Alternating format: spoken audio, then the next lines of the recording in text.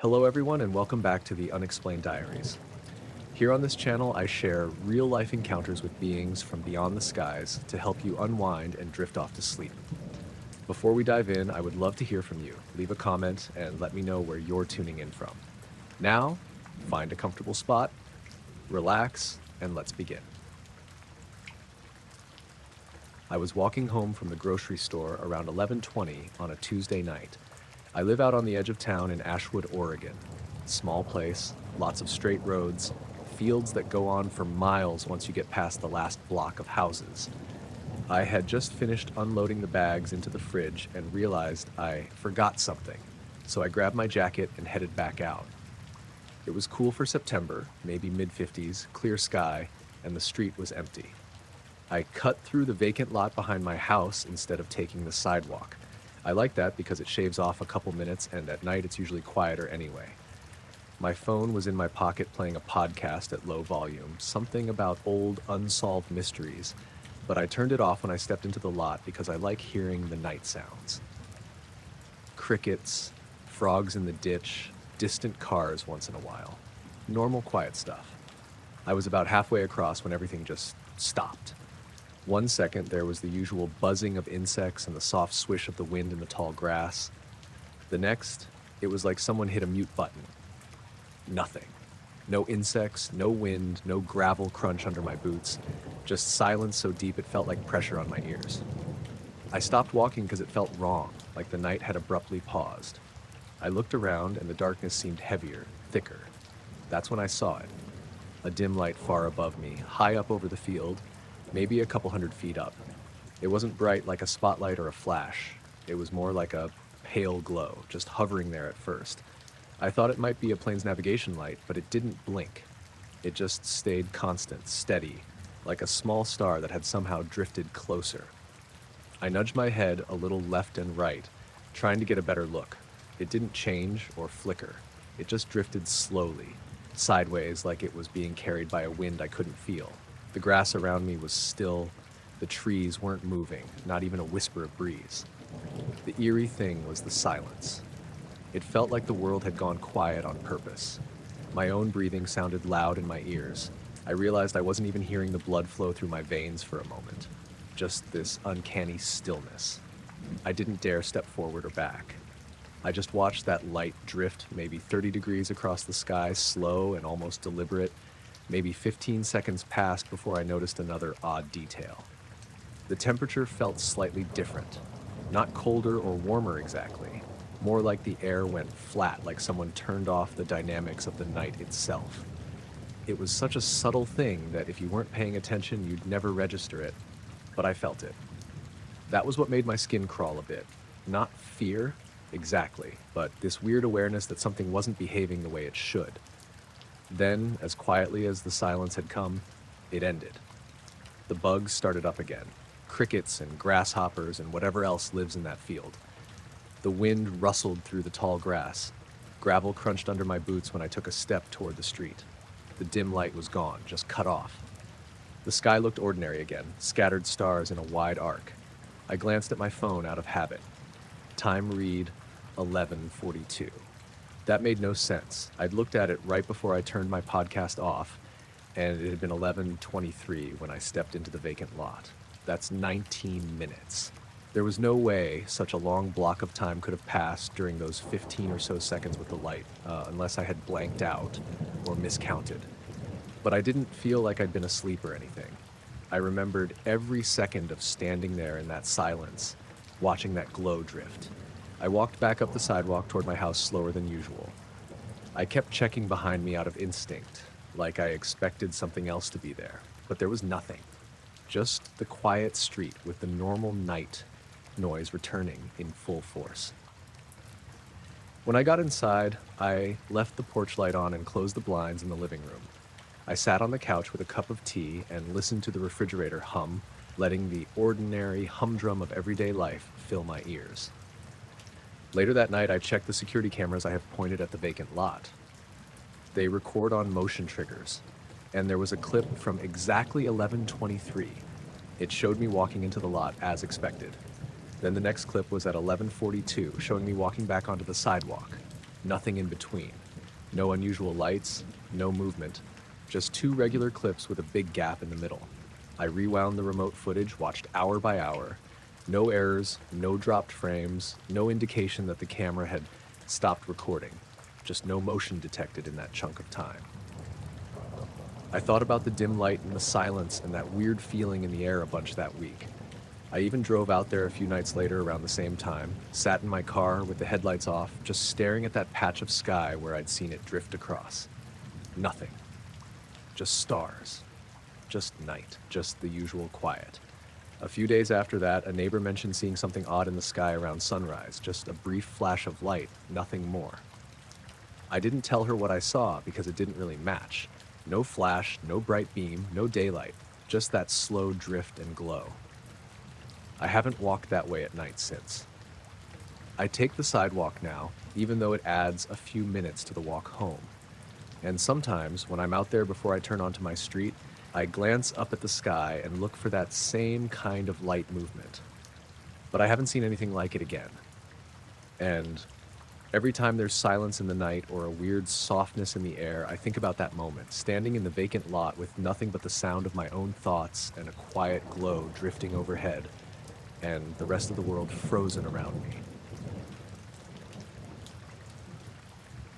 I woke up around 3:10 a.m. that night without knowing why. No sound, no dream I remembered. I was just suddenly awake, lying on my back, eyes wide open. The room was completely still. No car passing outside, no creaks from the pipes, not even the refrigerator humming. I live alone in a small duplex in Helena, Montana. It's quiet here most nights, but this was a different kind of quiet. Heavier somehow. I reached for my phone on the nightstand to check the time, and that's when I saw the notification, a missed call from my own number. Time-stamped 2:46 a.m. I sat up in bed staring at it. That's not the kind of thing you see and just brush off.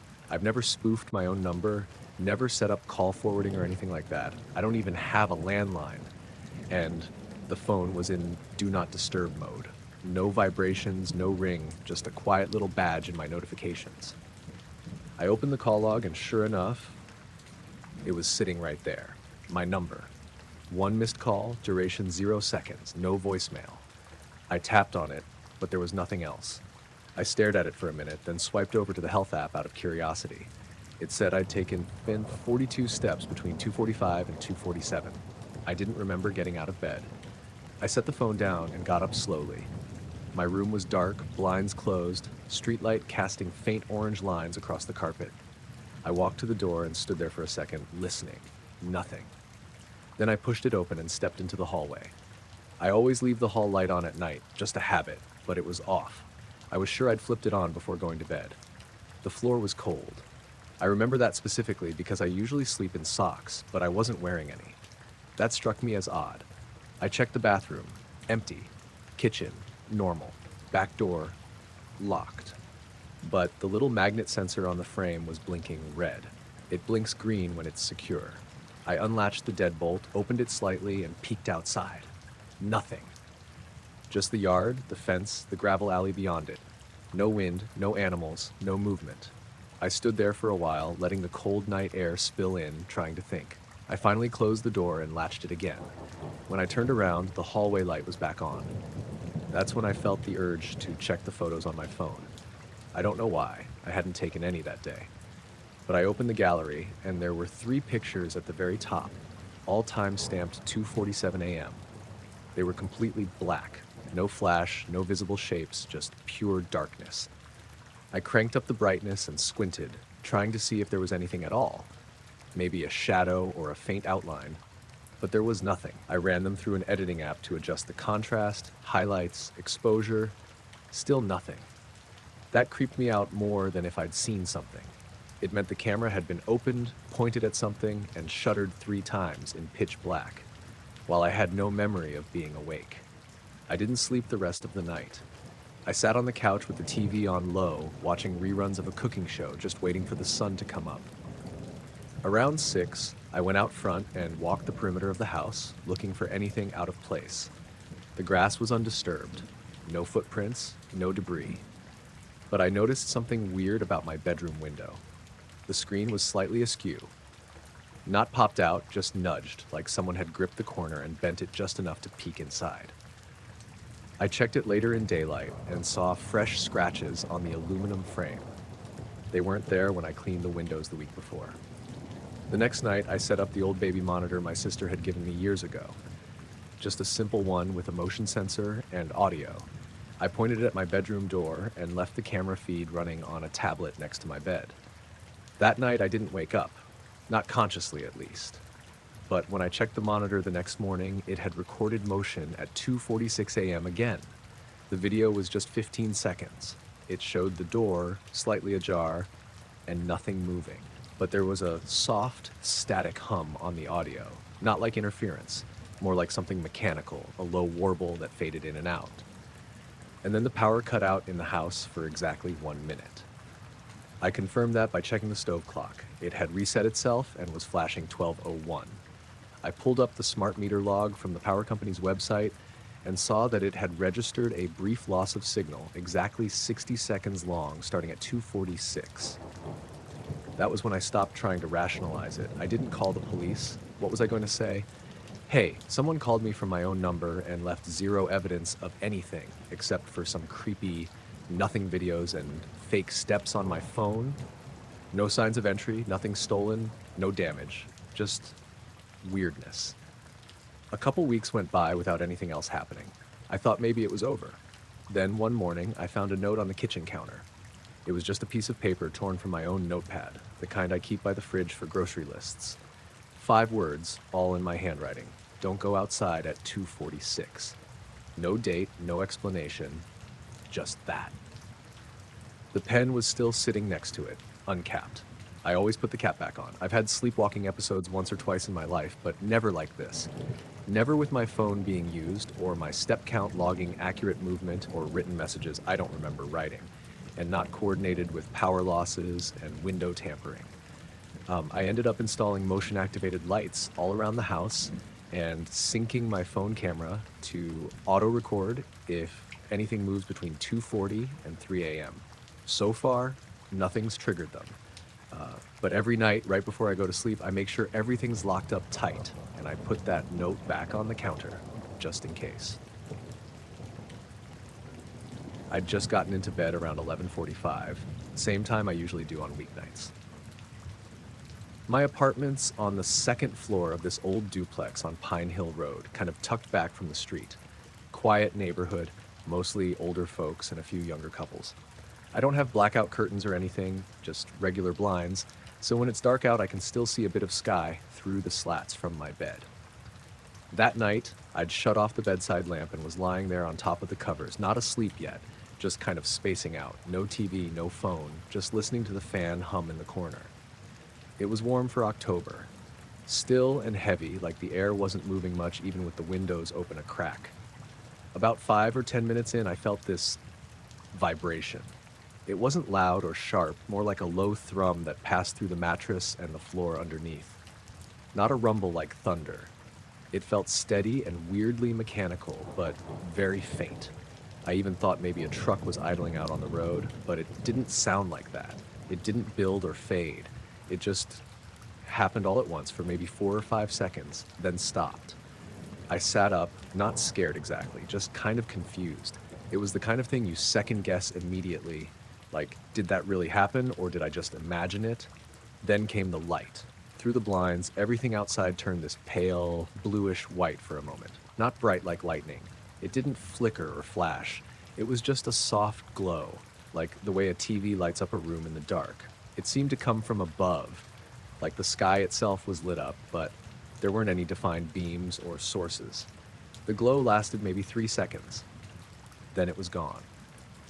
I got out of bed and went to the window, opened the blinds a little. The street looked normal. No headlights, no porch lights that hadn't been there before, no aircraft. The sky was just black again. Quiet.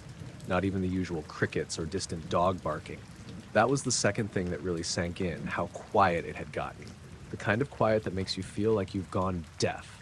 I stood there for a good 5 minutes, just staring up. Nothing else happened. The next morning, I figured maybe there'd be something on the local news. Power surge, transformer problem, maybe someone messing around with floodlights. but I didn't see or hear anything about it. No neighbors mentioned it, not even the guy downstairs who usually has a comment about everything. That night, I went to bed around the same time. Honestly, I was half hoping it wouldn't happen again, but also kind of hoping it would, just so I could figure it out. I left the blinds slightly open this time. Nothing happened that night. But the next evening, something else did.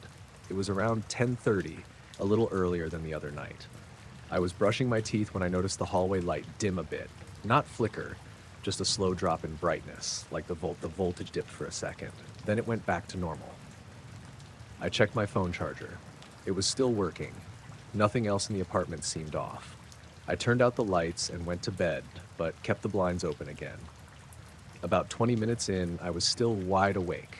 That low vibration came back. Faint. It felt exactly the same as before, like something large and quiet passing nearby, except I couldn't hear anything. It was just the feeling. I rolled over and watched the ceiling, and that's when I noticed the shadows on it weren't still. They weren't moving wildly or anything, but they were shifting slightly, like something outside the window was affecting the ambient light. But there wasn't any light source out there.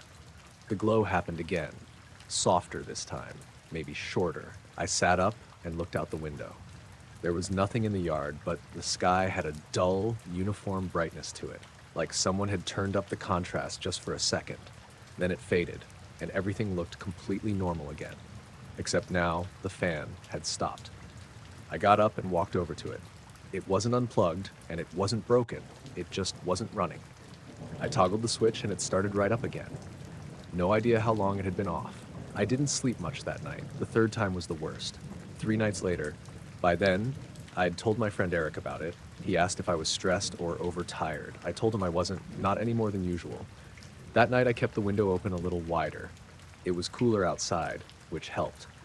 I sat up reading for a while and eventually dozed off.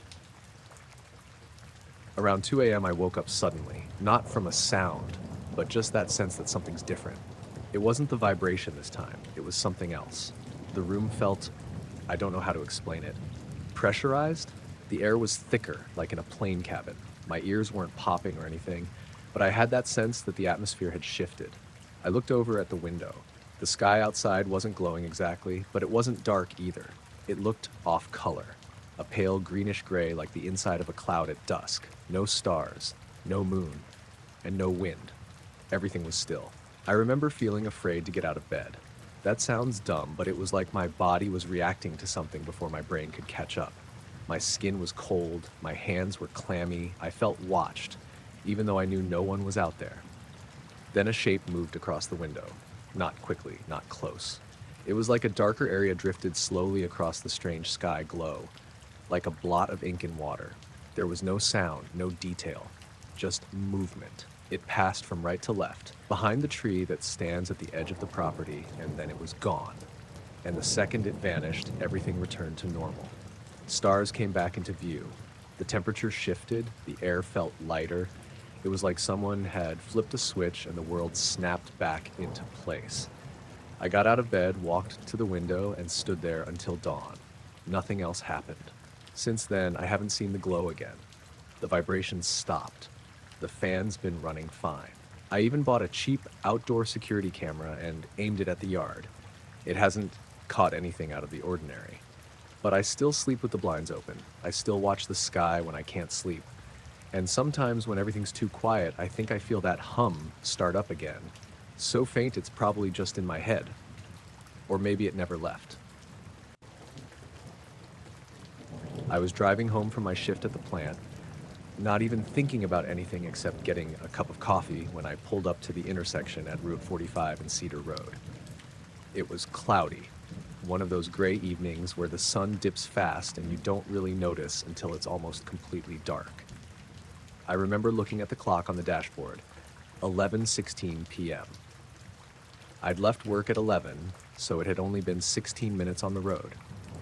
I was coming up over a little rise, headlights on low beam because I thought someone might be approaching in the opposite lane. There's no street lights out there, just open fields, some scattered trees, and that dead stretch of road that feels a mile longer than it actually is. That's when I saw it. The headlights caught something hovering maybe 10 feet above the asphalt. Dark, matte, and completely smooth, no edges, no lights, no shine. It wasn't reflecting the beams like a car or a sign would. It was just there, like a shadow holding its place over the road. I remember my first thought was maybe a piece of tarp caught on a branch and lifted by a gust, but the air was still, not a whisper of wind, and this didn't move. I blinked, just a normal blink, and when my eyes opened, it wasn't there. Not in the sky, not in the trees, nowhere. The road was empty ahead. The only things visible were the faded center lines, the shoulders, and the fields beyond, lit by my headlights. I glanced at the clock. It was 11:22 p.m. That made no sense. I just looked at it before the shape appeared, and it had read 11:16. There was no way 6 minutes had passed in that blink. There wasn't even time for me to take my foot off the accelerator or hit the brakes. I didn't know what to make of it, so I kept driving. My hands were gripping the wheel tight. The rest of the ride felt weirdly long, like time had stretched out after that moment. I remember watching the miles tick by like I was seeing them one by one instead of in a smooth blur. I pulled into my driveway around 11:35 p.m., gave myself a mental check to slow down, and cut the engine. I sat for a moment, hands still on the wheel, trying to convince myself it was a weird trick of light or something out of place on the road. But it didn't feel like that. There was something about how it just hung there, solid, silent, and completely unmoving. I got out of the car and walked up to the porch, and that's when I noticed the air was colder than it had been on the drive home. Just a sharp drop that made the hair on my arms prickle.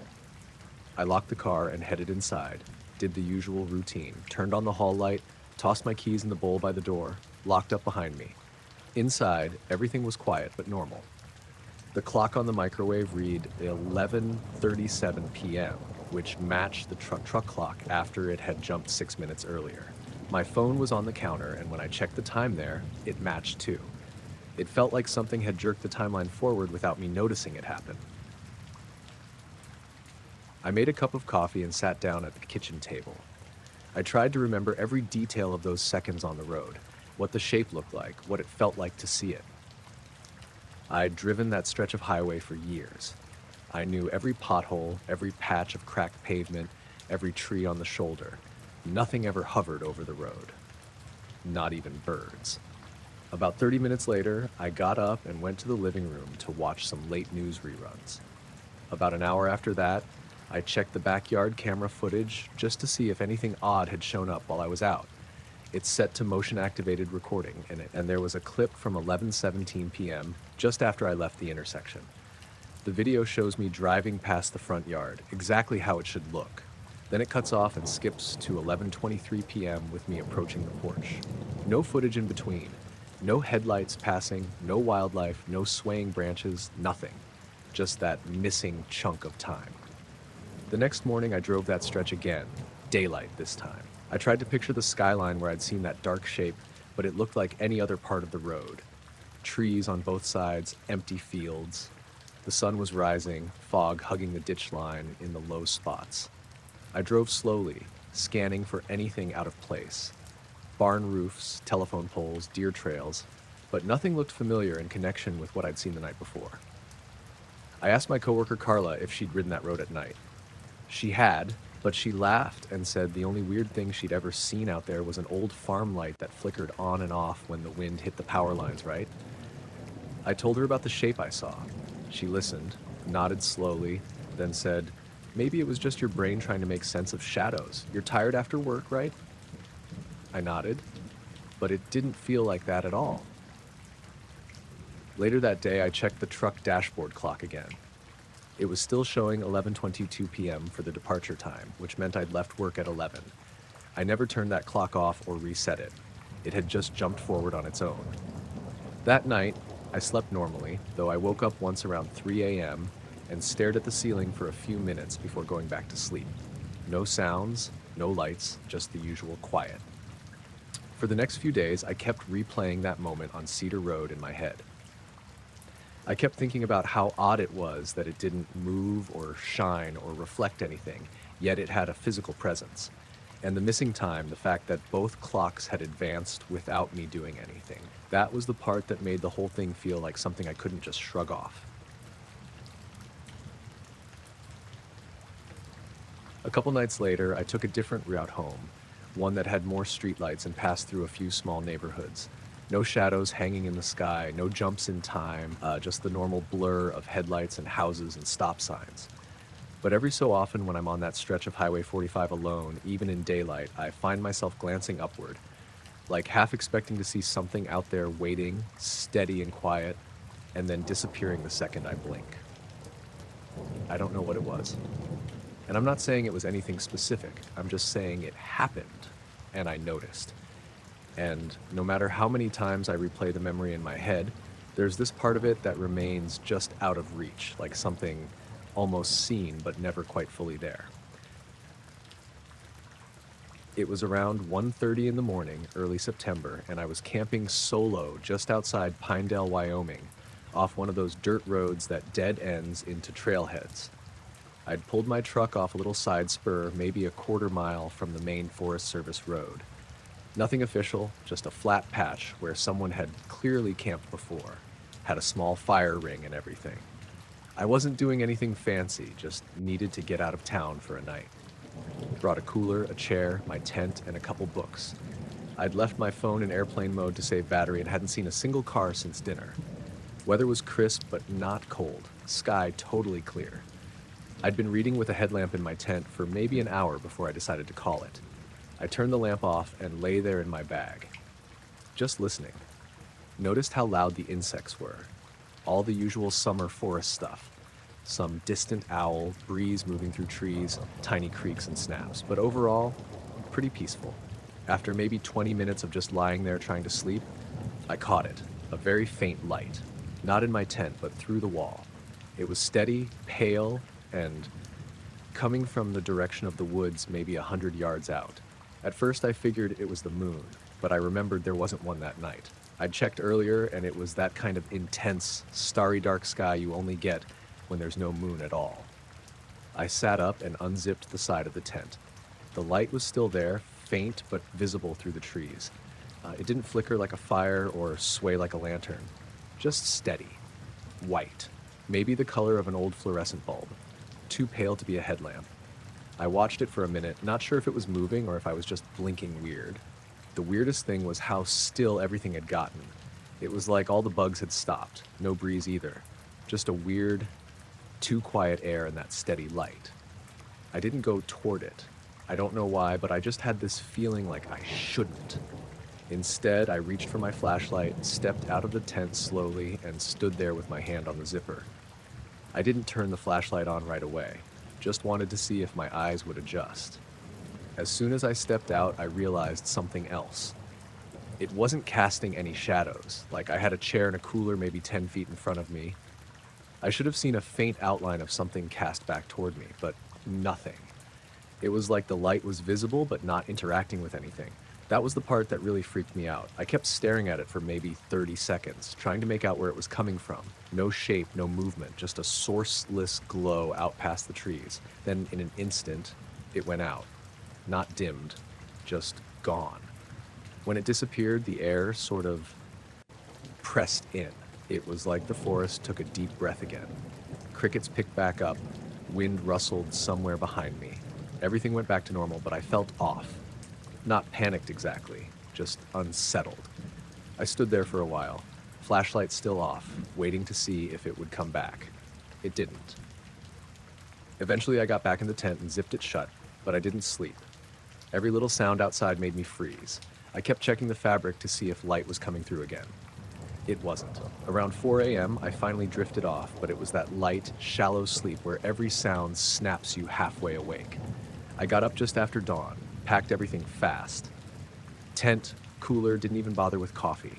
Drove back down the dirt road with my windows half down listening. On the way out, I stopped and walked a little into the woods where I thought the light had been. There was nothing there. No burned logs, no trampled grass, no gear, just pine needles and dirt. Not even a game trail. It wasn't a campfire, and it sure as hell wasn't a person walking with a light. I've hiked enough to know what those look like from a distance. This was different, too still, too clean. It didn't seem to touch the ground, just hung there, like a bubble of light someone forgot to turn off. I drove home with the radio off. Didn't really feel like music, just sat in the silence of the cab and tried to figure out what could have made a light like that. I still don't know. I was out in McKenzie County, North Dakota, early October, near where my cousin's property borders the edge of the national grasslands. Real flat, big sky. He'd invited me up for the weekend to help install a windbreak fence, and I'd taken Friday off work to drive out. It's not a place with much going on at night. Nearest neighbor's a couple miles, maybe more. So you either drink, watch firewood burn, or look at the stars. That Friday night was clear, colder than I expected, probably in the 40s. You could see the Milky Way without even trying. We'd finished dinner around 8:30, and my cousin Travis had gone inside to put his kids to bed. I wasn't tired, so I grabbed a blanket and set up a reclining camp chair behind the barn, away from the porch light. I had an app on my phone that could tell you what you were looking at, but I left it off. I liked not knowing exactly. I don't know how long I'd been out there before it happened. Maybe 45 minutes? I wasn't even fully paying attention, just scanning and relaxing, when I noticed one of the stars was moving. I've seen satellites before. I've also seen planes at high altitude with their lights barely visible. This wasn't either of those. For one, it wasn't bright like a plane. It was exactly the same as a star, tiny and steady, but it started sliding across the sky in a straight line, not arcing like the ISS or fading like a meteor. It moved maybe 10-15 degrees across the sky, heading west to east. Then it just stopped, abruptly. No slowing down, no flicker. It just halted mid-sky. I sat up in the chair and kept my eyes fixed on it, waiting for it to either resume or disappear. It didn't do either for a while. It just hovered, still looking like any other star, except now I couldn't ignore that it had moved. I reached for my phone, but stopped. I had this weird thought that I'd miss something if I looked away, even for a second. After maybe 30 seconds of being perfectly still, the star began to dim, not like something flying away or disappearing behind clouds, just a slow, steady fade out until it was gone. I sat there for a while longer. Didn't see anything else unusual, though I kept checking the same area it had disappeared from. No noise, no wind, just cold air and bugs buzzing somewhere far off. I told Travis about it the next morning. He shrugged and said maybe it was a drone, but we both knew that didn't track. Too high, too small, and absolutely silent. And who's flying drones out there at 10 p.m. miles from anything? I let it go. Kind of forgot about it, honestly. Then something else happened the next night. Saturday night, same deal. Travis and his wife had gone to bed. I was outside again, back in the chair. Different part of the sky this time, more toward the northeast. Around the same time, I spotted a faint movement, same kind of light, but this one was zigzagging. Just barely, but definitely not a straight line. It wasn't fast, but the direction kept shifting. Left, right, pause, up a little, then down. It didn't fade like the last one. It blinked out, just gone between 1 second and the next. And again, no noise. I stood up that time and walked toward the field a bit, just to get away from the barn. I felt this weird prickling on the back of my neck. Not fear exactly, but that thing where your body knows something's off before your brain does. I turned in a slow circle, scanning the sky for anything else. Everything looked normal again. When I turned back toward the barn, the yard light above the garage flicked off for about 2 seconds, then came back on. It's one of those dusk-to-dawn LEDs. I asked Travis about it the next morning, and he said it never does that. We even checked the photocell sensor. Nothing wrong. That day, Sunday, I packed up to head back home to Bismarck. It's about a 3-hour drive if you stick to the main highways, but I decided to take a longer route that cuts through the Theodore Roosevelt National Park area. Scenic route, you know? Somewhere between Fairfield and Grassy Butte, there's this pull-off with a view of the Little Missouri. I stopped to stretch my legs and eat the sandwich Travis's wife had packed me. I sat on the hood of my car and looked out over the hills, just dirt, scrub brush, and that long, winding river. That's when I noticed the silence again.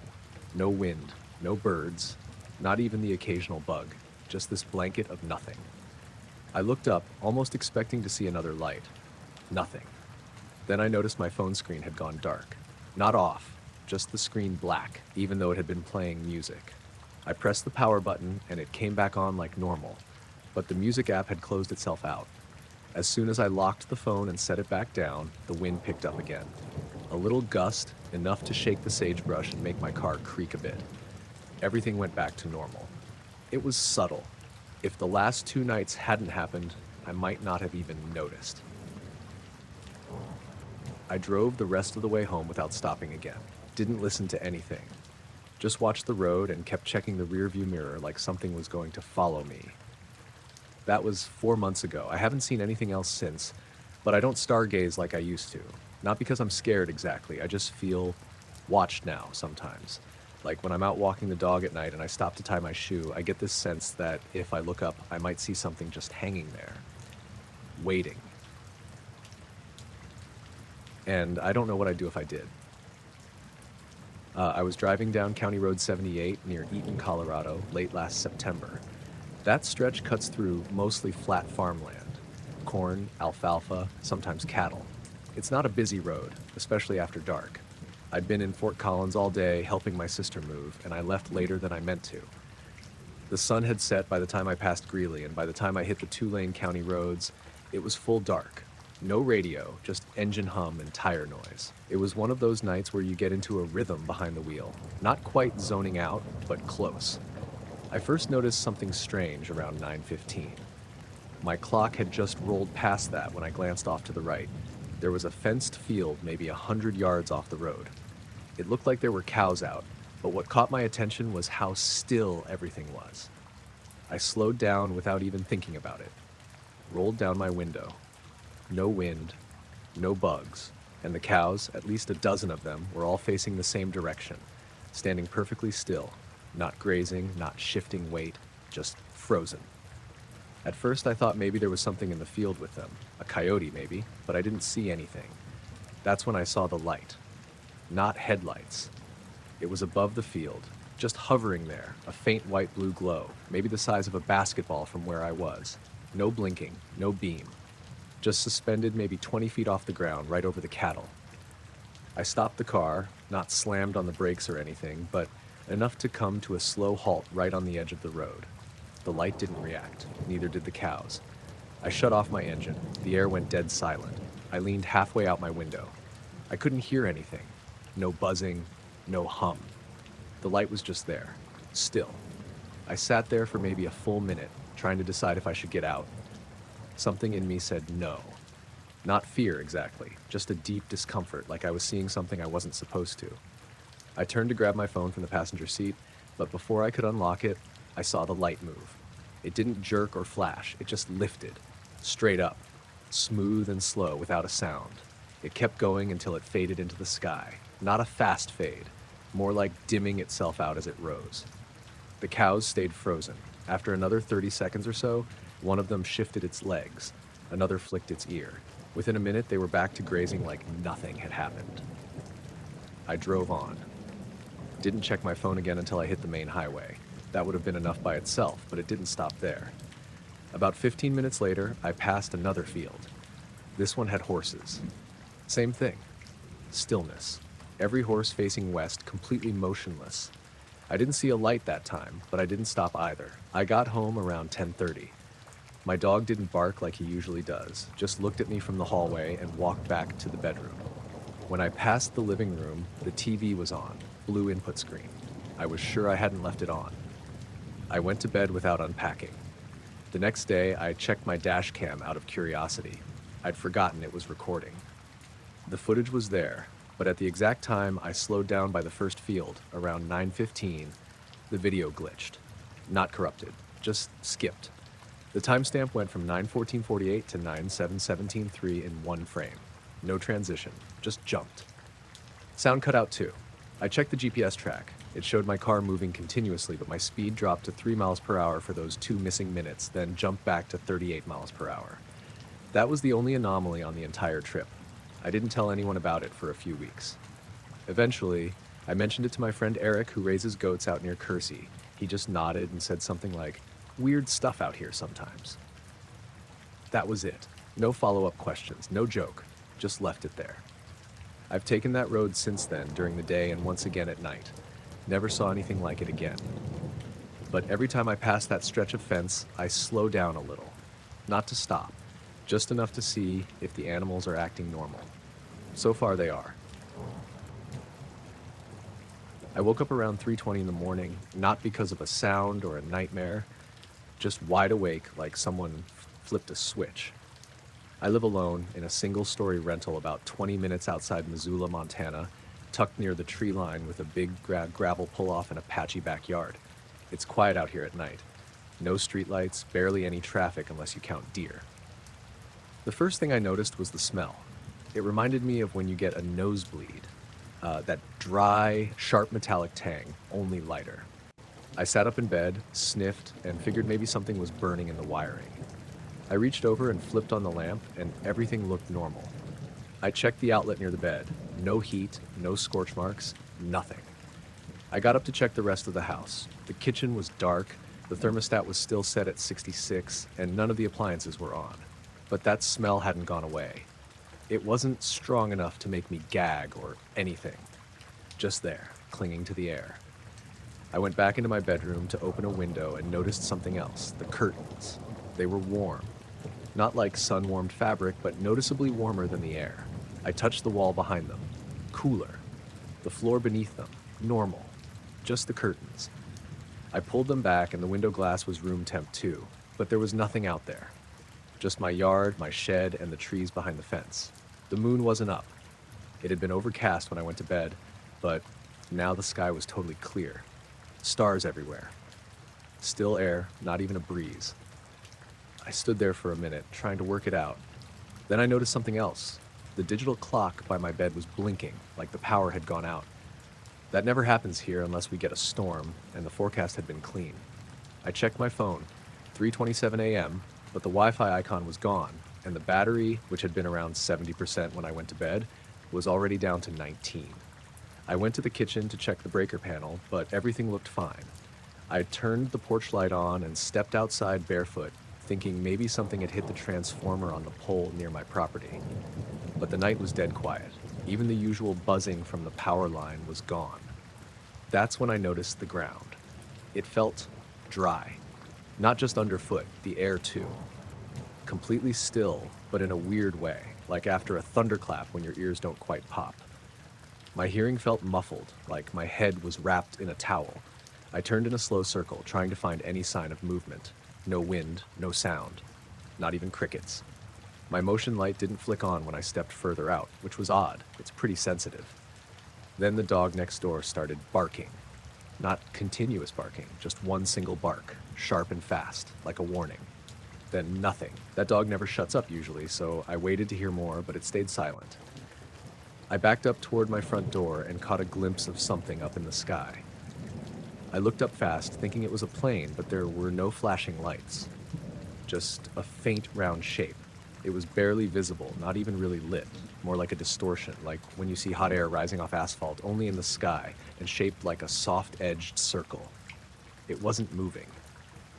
Not fast, anyway, just hanging there. I stood completely still and squinted, trying to focus on it. My eyes kept drifting away from it, like my brain didn't want to process it. I blinked a few times, and for half a second, I thought it flickered. Like it got just a bit brighter and then dimmed again. The distortion pulsed faintly, then started to drift west, not in a straight line, more like floating sideways. No sound, no wind. The stars around it shimmered oddly as it passed over them. I watched it for maybe 2 minutes before I couldn't see it anymore. The weird part is, once it moved out of sight, the air shifted, like someone flipped the atmosphere back on. Crickets started up again, the air felt normal, and that muffled feeling in my head vanished. I stayed outside a bit longer, trying to make sense of it. I even walked back to the shed, just in case something had landed or left marks. But the grass was undisturbed. No smell, no heat. Just back to normal. Inside, the clock had reset itself. The Wi-Fi came back on around 4:10. My phone battery didn't drop any further, but it wouldn't charge properly until I rebooted it later that morning. The only lingering thing was the curtains. They cooled down eventually, but for the next few nights, they kept sticking to the window like there was static clinging to them. No reason. no weather change. They stopped doing that about a week later. I didn't talk to anyone about it for a while. I kept trying to find an explanation, transformer issues, air inversion, maybe a drone, but nothing I've seen or read fits exactly. I know what I saw, but at the same time, I feel like my brain keeps trying to talk me out of it, like I'm misremembering, even though I'm not. I haven't seen anything like it since. It happened 2 summers ago, sometime around mid-July. I was living in Elizabethtown, Kentucky. Not a big place, but not tiny either. I'd gotten off late from my shift at a local diner around 11:30 p.m. and decided to walk home since it was warm and clear out. I lived maybe a 25-minute walk away, mostly along quiet residential streets with those tall, old-fashioned street lamps that buzz if you stand too close. I didn't have headphones in or anything. I'd lost one of the earbuds that week and never bothered replacing them. So it was just me and my steps, a few passing cars in the distance, and the occasional cicada or dog barking somewhere behind a fence. I took the same route I always did. Up Sycamore, left on Hillview, then a long stretch down Laurel Lane. Laurel runs through an older neighborhood, lots of one-story ranch homes with big yards and chain-link fences. It's usually peaceful, and the streetlights are spaced just far enough apart that your shadow follows you in big looping stretches. I always kind of liked that part. I remember I was about halfway down Laurel when I first noticed something weird with the light. At first I thought one of the bulbs was flickering. It sort of dimmed, then glowed brighter for a second. But it wasn't coming from above. The glow was too soft, and it was slightly behind me. I turned around but didn't see anything. Just the empty street. No cars, no people. I kept walking, but I slowed down a little. My legs felt weird, not numb, but kind of echoey, if that makes sense. Like there was a delay between the step and when I actually felt it. A beat off. That's when I caught something out of the corner of my eye. My shadow wasn't syncing up with me. I stopped walking and it kept moving forward a step, like it was on a lag. Then it snapped back into place with this soft fluid ripple, like a sheet getting tugged back into alignment. I just stood there, staring at the sidewalk, trying to make sense of it. The light had changed again, not brighter or dimmer, just wrong. Too diffuse, no clear source, and there was no sound. The buzzing from the nearby transformer was gone, no bugs, no breeze, like the world was stuck on mute. I looked up and expected to see maybe a drone or something, but there was just this faint glow above me. Not a shape exactly. More like the stars were slightly faded in one patch of sky. A blurry smudge overhead, no outline, just a dim, circular area where the air looked thicker somehow. The light from it didn't cast shadows the way a street lamp would. It just existed. I backed up a few steps and my feet scuffed the sidewalk louder than they should have. The air still felt dead, but every sound I made was amplified. My breath, my clothes moving, the grit under my shoes. I whispered, "Hello?" without even thinking, and the sound bounced back too fast, like I was in a small room instead of outside. The glow faded after a few seconds, and I swear the stars in that patch of sky didn't come back right away. They blinked back in one by one, like someone was rebooting the night. Then everything came rushing back. The buzz of the transformer, a car passing a few streets over, a dog barking in the distance. It all slammed back into place. I looked down. My shadow was normal again, moving with me like it should. But I didn't keep walking. I just stood there, heart thudding, listening. My phone. 11:58 p.m. That wasn't right. I'd left the diner just before 11:30, and I should have been home by then. I wasn't that slow a walker, but nothing else on the phone looked off. No messages, no missed calls, just the time and a battery level that had dropped from 68% to 12%. I didn't want to stay there any longer, so I started walking fast. The rest of the street looked the same. Houses dark, windows shut, sprinklers on timers ticking faintly. But I kept glancing over my shoulder every few steps, feeling like someone was right behind me. A couple blocks from my apartment, I passed a little neighborhood park. There's a bench under a pine tree there, and I noticed something sitting on it. At first, I thought it was a person, but as I got closer, I realized it wasn't shaped right. Not an animal either. It was just a black shape, like a coat slumped over, but not moving. I didn't stop walking. I didn't even look directly at it. I just kept moving, pretending I didn't see it. Once I got to my place, I slammed the door and locked it, then checked every window. Everything was still locked from the inside. I stood there in my kitchen for a long time, listening to the hum of the fridge and the clicking of the wall clock. The silence outside stretched too long. When I finally peeked out the front window, the street was empty, but the park bench was just barely visible in the distance. Empty now. That night, I didn't sleep well. Every time I started to drift off, I'd jerk awake, thinking I'd heard something just outside the window. I kept my bedroom light on, and every so often I'd check to make sure my shadow still moved when I did. It sounds stupid now, but I couldn't stop myself. The next morning, I walked back the way I came, looking for anything. Weird footprints, scorch marks, broken lights, but everything looked totally normal. No one else on the street mentioned anything unusual, and I never saw anything in the local paper about drones or outages or anything like that. I still walk home sometimes, but I don't take Laurel Lane anymore. I go 2 blocks out of my way now. It adds maybe 10 minutes to my walk, but I don't care. I haven't seen anything since. But sometimes when the power flickers, I find myself watching my shadow just to make sure it's still mine. It started around 1:30 in the morning. I'd been up late working on some edits for a small wedding shoot I'd done that weekend. Just me and a laptop in my home office. I live in a split-level house outside of Binghamton, New York. Not exactly rural, but right on the edge of some big open fields and woods that stretch for miles. At night, it gets quiet out here. Not country quiet, but close. A few houses scattered down the street, most with their lights off by 11. I remember because I'd just exported the final batch of photos and was shutting everything down when I heard it. This low, steady humming. At first, I thought it was something in the house, like maybe the fridge or the water heater kicking on, but it wasn't coming from any one direction. I walked into the living room, then the kitchen, and it was still there. Constant. No rhythm, no pulsing, just a flat hum. It wasn't until I stepped out onto the back deck that I realized it wasn't coming from the ground. It was overhead. The sky was clear that night, not a cloud in sight. You could see every star, even the faint ones near the horizon. But the moment I stepped outside, the humming got louder. Not painfully loud, just closer, dense. The kind of sound you feel in your teeth, like standing near power lines or under a giant engine that isn't quite running. I looked up, trying to spot a plane or something, but there was nothing, not even a blinking light, just stars and silence, except for that hum. And then, just like someone flipped a switch, it stopped, not faded, stopped. And that's when the quiet hit me. I mean, real quiet. No crickets, no wind through the trees, no distant highway noise. Nothing. I turned slowly, scanning the yard, the field behind the fence, the tree line. My own footsteps on the wooden deck sounded sharp and unnatural. Every breath felt too loud. I stood there for maybe a full minute, waiting for something, anything, to break the silence. Then I saw it. Just above the treetops to the northeast, maybe 150 yards out, there was a light.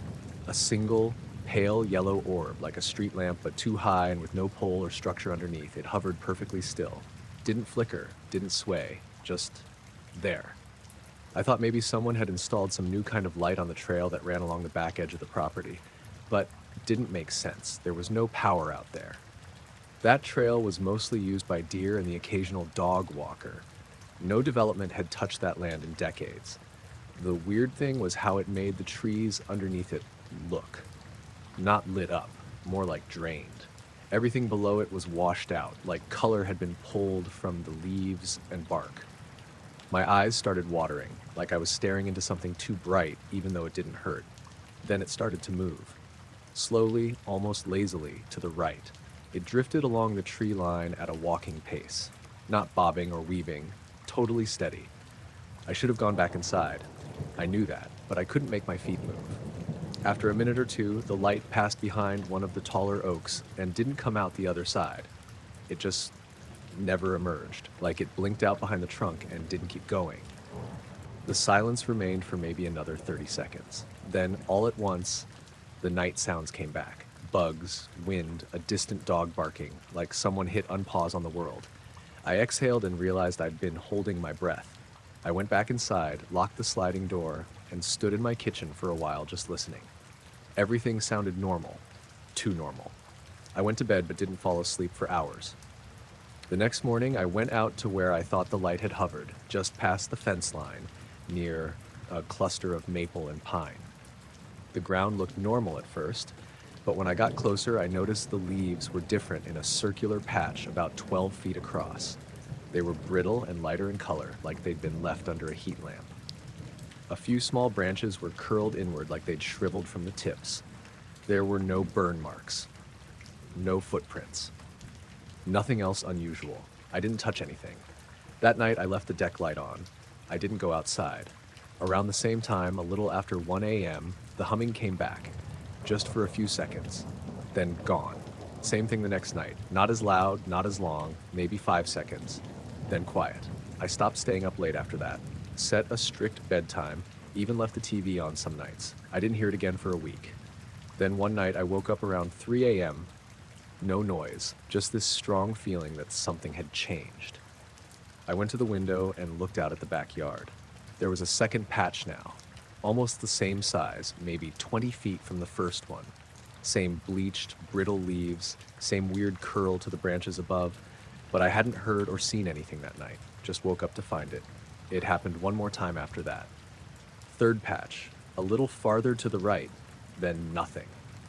I thought about getting trail cams, but something about the idea made my skin crawl. Like I wasn't supposed to document it. Like if I did, it'd escalate somehow.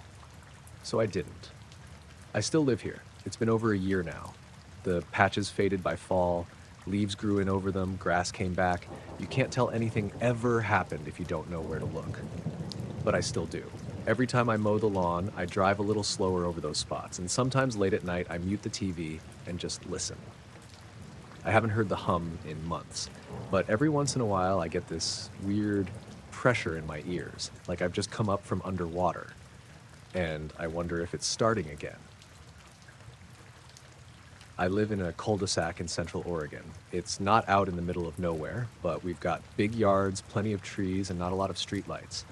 Our backyard backs up to a greenbelt that dips into a small ravine, then rises into some scrubby woods. Nothing fancy. Mostly deer, raccoons, the occasional fox. It happened in early October, late enough in the year that it got properly dark by 7. I remember that because my wife Dana and I had just finished dinner and were starting to wind down. She was watching a show in the living room. I'd gone out to the garage to dig through a bin of Halloween decorations. The whole night felt normal. I came back inside around 8:30, turned off the porch light, locked up. We both went to bed early. Maybe just after 10. The dogs didn't bark, no weird noises, just another night. It wasn't until the next morning that I noticed anything strange. I was making coffee, half awake, and decided to check the motion alerts from the security cameras.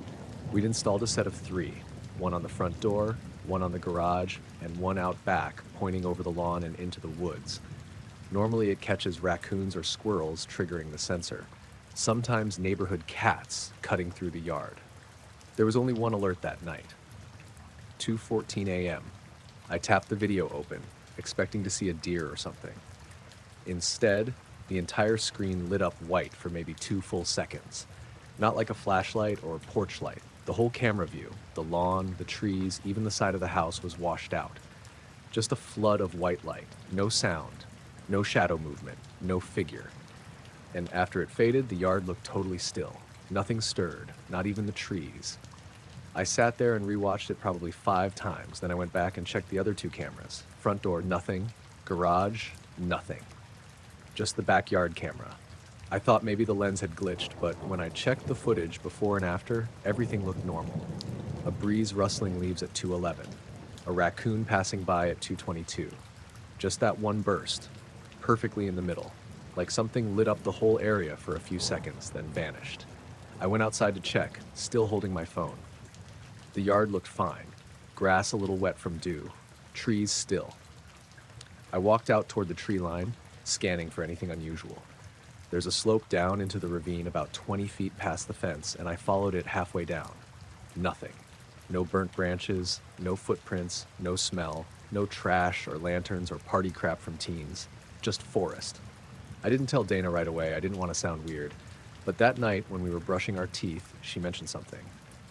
"Did you get up last night?" she asked. spitting toothpaste. No, I said. Why? She paused. I thought I saw a light through the curtains, like a car pulling into the yard, but it was high up, bright. I just stared at her. You looked outside? She shook her head. No, I was half asleep. It faded before I sat up. So now I knew it wasn't just the camera. She'd seen it too. The next few nights, nothing happened, but I kept checking the camera every morning just in case. And then, 4 days later, there was a second alert. This one was shorter, barely over a second, but it was the same blinding white burst. Exactly at 2:17 a.m., this time I paused the frame at the brightest moment, trying to catch a shape or pattern in the light. But there was nothing, just pure white. The next morning, I walked the yard again. Still nothing. But that day, I decided to leave a rake propped against the back fence, just to see if it moved or fell. It didn't, but something else did. That night, after the second flash, I checked the recording and noticed something weird about the trees. Just before the light, the leaves on the right edge of the frame seemed to shimmer, like they were reflecting something. But there was no source. It was as if they were lit from underneath, even though the camera's infrared wasn't on. It wasn't enough to say for sure. Could have been wind. Could have been artifacting. I was starting to feel off. The backyard felt off, like it was too quiet after dark. I noticed I'd stopped opening the curtains on the sliding door at night. I didn't want to see out there. Dana never brought it up again. I think she forgot about it or convinced herself she'd imagined it, but I didn't, especially not after the third time. 1 week later, 2:13 a.m. White light again. Only this time there was a sound. Not on the video, not picked up by the camera mic. I heard it from our bedroom. It was a thrum, not loud, but deep, like the bass from a far-off concert, except it didn't vibrate anything. It just pressed inward somehow. A physical feeling more than a sound. It lasted maybe 5 seconds. I sat up in bed, fully awake, sweating. The dogs didn't move, neither did Dana. I slipped out from the covers and padded into the hallway. I could still feel it, not in my ears, but in my chest. By the time I got to the kitchen, it was gone. The light hadn't woken me. That came right after. I checked the live feed on my phone. The backyard looked normal again. Nothing there. I went outside. The air smelled faintly metallic. Not like blood, more like when you lick a battery, dry and sharp. I walked to the fence, then stepped over it. Went down into the ravine again, flashlight in hand. Still no footprints, still no damage, but it felt wrong.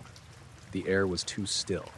I had the stupid thought that I wasn't alone, not like someone was watching me, but like someone had just left. That feeling stayed with me all the way back to the house. The next day, I deleted the camera recordings. I didn't want them anymore. And that's it. Nothing since. No more lights, no more humming, no more flashes. But I still wake up around 2 a.m. almost every night. Not because of noise, not because of light. Just this weird pressure. Like I'm being drawn to the back door again. Like something wants me to look. And I don't. I keep my eyes closed, lay still, pretend I'm asleep. And in the morning, everything's normal. The yard is quiet. Too quiet. I was out on Lake Umbagog that night, early June, northern New Hampshire. I go every year, sometimes alone, sometimes with my brother or my buddy Ben. That year it was just me. I needed the quiet. I'd put in at the state park launch just before sunset and paddled out to one of the primitive campsites they keep up on the northeast shore, near where the river feeds in. Not many people out that evening. I saw one other boat coming in while I was going out. That was it. The weather had been iffy all day. Overcast, a little drizzle, the kind of calm that makes you think it might storm, but it never does. By 9 p.m., the clouds had mostly cleared out, but the air still felt heavy, humid and still. I set up camp, got a little fire going, and ate some leftover pasta I'd brought in a cooler. No bugs, weirdly. Usually they eat you alive that time of year, especially by the water. But that night, nothing. Didn't think much of it. Around 10:30, I grabbed my rod and a headlamp and walked down the little path to the lake. There's a short dock they maintain, maybe 15 feet out into the water, just enough to cast clean past the reeds. I fish quiet. No music, no talking. I'd brought a little flask, but I wasn't drinking heavy. I cast a few times, let the line sit. Mostly I was just enjoying the night, watching the sky open up. It was still cloudy overhead, but to the east you could see stars. The moon was about half low behind the trees. It was sometime after 11 when I noticed the glow. It started low in the water, maybe 15 or 20 feet out from the dock. Pale green blue, like the color of glow sticks, but softer. Dim. It wasn't a pool, more like a strip. Narrow. 2 feet wide, tops. At first I thought it was bioluminescence. I've seen that stuff in the ocean before, never in a freshwater lake, but hey, weird things happen. I reeled in and just stood watching it. The glow didn't stay still.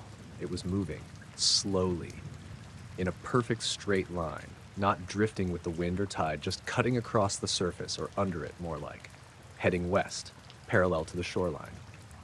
I turned off my headlamp and crouched down to get a better look. The glow passed maybe 10 feet out from the dock. No ripples, no movement in the water. Nothing broke the surface. Just that steady green-blue line, like something solid beneath the water, was lit up and passing by. It took about a minute to go from one side of my view to the other. Then it faded out.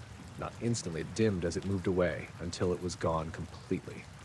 I waited, didn't move, didn't say anything. I felt something in that moment I've only felt a few times in my life. Not fear exactly, more like a quiet alertness. Like my body knew something was off and it was trying to stay invisible. After maybe 5 minutes, I stood up again, slowly, tried to listen. No wind, no frogs, no loons, no insects, nothing. I cast my line again just for something to do. Let it sit. 5 minutes. 10. Nothing happened. Then the glow came back, same color, same shape, but now it was coming from the opposite direction, heading east, back the way it came. It passed beneath the same stretch of water, just 10 feet out. Still no ripples, still no movement in the surface. But this time I felt something strange. Pressure in my chest, like standing near a subwoofer with the volume low. Not a sound, just a vibration I couldn't place. I backed off the dock. My tent was about 30 yards away, up a short incline. I didn't want to turn my headlamp on. I just stood there, staring at the water, heart thudding. As the glow moved off and faded again, I thought I saw something darker above it.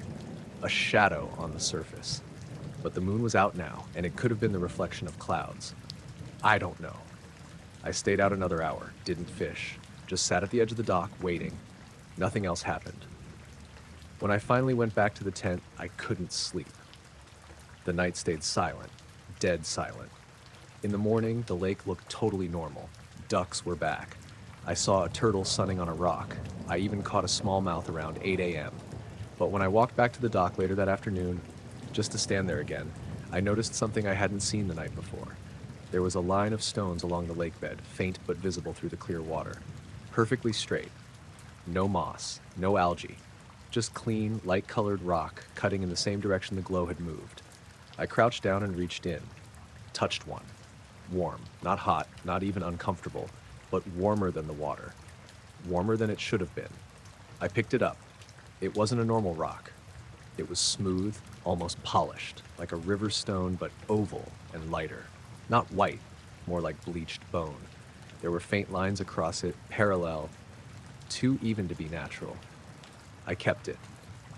It's still in the glove box of my truck. I haven't told anyone. When I got home, I looked up bioluminescence in freshwater. Found some algae stuff, but nothing that moves in a line like that. Nothing that feels like a hum in your chest.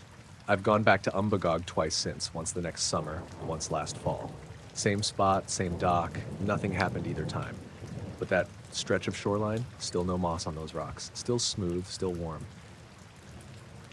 I was driving east on Route 36 through West Virginia, somewhere between Spencer and Ripley. It was late, just past 1 a.m., early spring, still a bite in the air. I'd been at my cousin's wedding in Charleston and stayed way too long afterward, drinking coffee and catching up. By the time I got on the road, I figured I'd be home by 3 if I didn't stop. That stretch of 36 is hilly, mostly wooded, and doesn't get much traffic even during the day. At night, it's pitch black between towns. No shoulder, no streetlights, barely any signage. I know the route well, though, so I wasn't worried. I had my music on low and a gas station sandwich sitting on the passenger seat, mostly untouched.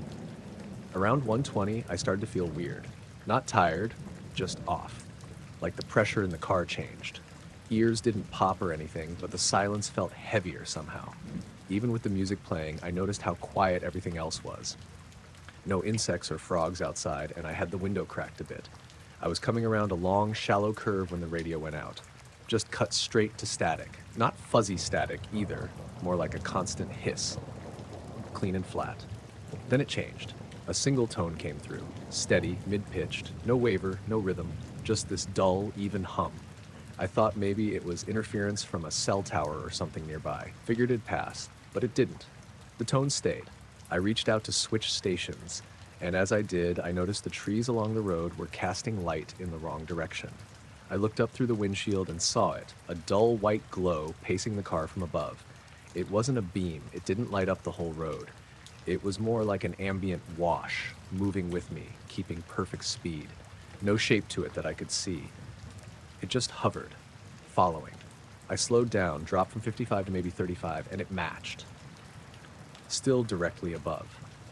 The tone on the radio changed slightly, not higher or lower, but thicker, if that makes sense. It started to feel like it was coming from inside my head as much as the speakers. Not loud, just present. I pulled over near a gravel pull-off by an old pasture fence, killed the engine, and turned off the lights. The moment I did, the glow dimmed. Not vanished, just softened like a dying bulb. The radio tone kept going. I sat there for maybe a full minute, not moving, not scared exactly, but very aware, like I was being watched, like something was waiting. I stepped out of the car. The glow didn't move. It stayed overhead, maybe 100 feet up, diffused through the clouds. No sound from outside, no wind, no animals. The tone still hummed from the radio through the open door. I walked a few feet from the car onto the grass, looked straight up, nothing there. No shape, no outline, just the dull light, motionless. And then, click. The tone stopped. The silence that followed felt thick. I didn't realize how much that sound had been filling my brain until it was gone. I turned to go back to the car, and that's when the dome light inside flickered. Just once. Then it stayed off. The glow above dimmed in sync, like someone turning down a dimmer switch slowly, carefully. After maybe 10 seconds, it was gone. No fade. Just gone. Black sky again. I stood there for a while, listening. I turned the key halfway in the ignition. The radio came back on. Normal station, mid-song like nothing happened. I started the engine and got back on the road. Didn't touch the dial, didn't say a word. 15 minutes later, I passed a sign for Sandyville. I remember because I glanced at the clock and saw it was 2:38. That stretch from where I pulled over to Sandyville shouldn't have taken that long. I wasn't stopped more than 5 minutes, 10 at most. But the time was off. Back home, I checked the clock in the house. Same as my phone. My car clock was ahead by 15 minutes. It's never done that before or since. I didn't mention it to anyone for weeks. When I finally did, I left out the radio part. I just said I saw something weird in the sky. The next time I drove that road at night, maybe 2 months later, I passed that same stretch. Nothing happened. No glow. No sound. But when I looked down at the radio, the signal cut for just a second. Just long enough for me to hear a faint, familiar hum. Then it came back. Same station, same song. I didn't touch the dial. I woke up at 3:14 a.m. exactly. I know because I looked at my phone as soon as I sat up, or tried to. My heart was already pounding, and I couldn't figure out why at first. I didn't remember a dream or any noise, but I had this overwhelming feeling that someone had been right next to the bed, like they'd just stepped back when I opened my eyes. I don't usually scare easy. I've lived alone for 6 years. Got used to the creaks, the hums, the occasional raccoon knocking over the trash can outside. This was different. This felt personal, like someone had been watching me for a while. My room was dim. I don't have blackout curtains or anything, so a little light from the apartment complex parking lot comes through the blinds. I sat completely still for a few seconds, trying to listen. No footsteps. No sound at all. I glanced toward the door. It was still closed, same as I left it. No wind, no AC kicking on, no hum from the fridge down the hall, just silence. That's when I noticed my phone was on. Screen lit, camera open. It was resting on my chest, angled straight up at the ceiling fan. I didn't fall asleep like that. I never sleep with it on me. I usually leave it on the nightstand, plugged in. I picked it up and closed the camera app. My hands were shaking a little. It wasn't just that it was on. The camera had been recording. A video was saved. I didn't open it right away. I just sat there, staring at the thumbnail, a grainy, dark frame of the ceiling fan, unmoving. Eventually, I tapped it. The clip was 1 minute and 42 seconds long. It started in silence, just the ceiling. I thought maybe I'd rolled onto the phone somehow and opened it by accident, but I always locked the screen before bed. About 10 seconds in, there was a low rustling sound. Not from the phone, but in the room.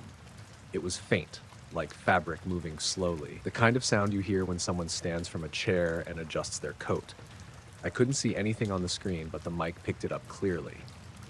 Then there was a second sound, sharper, like something small tapping lightly against the wood floor.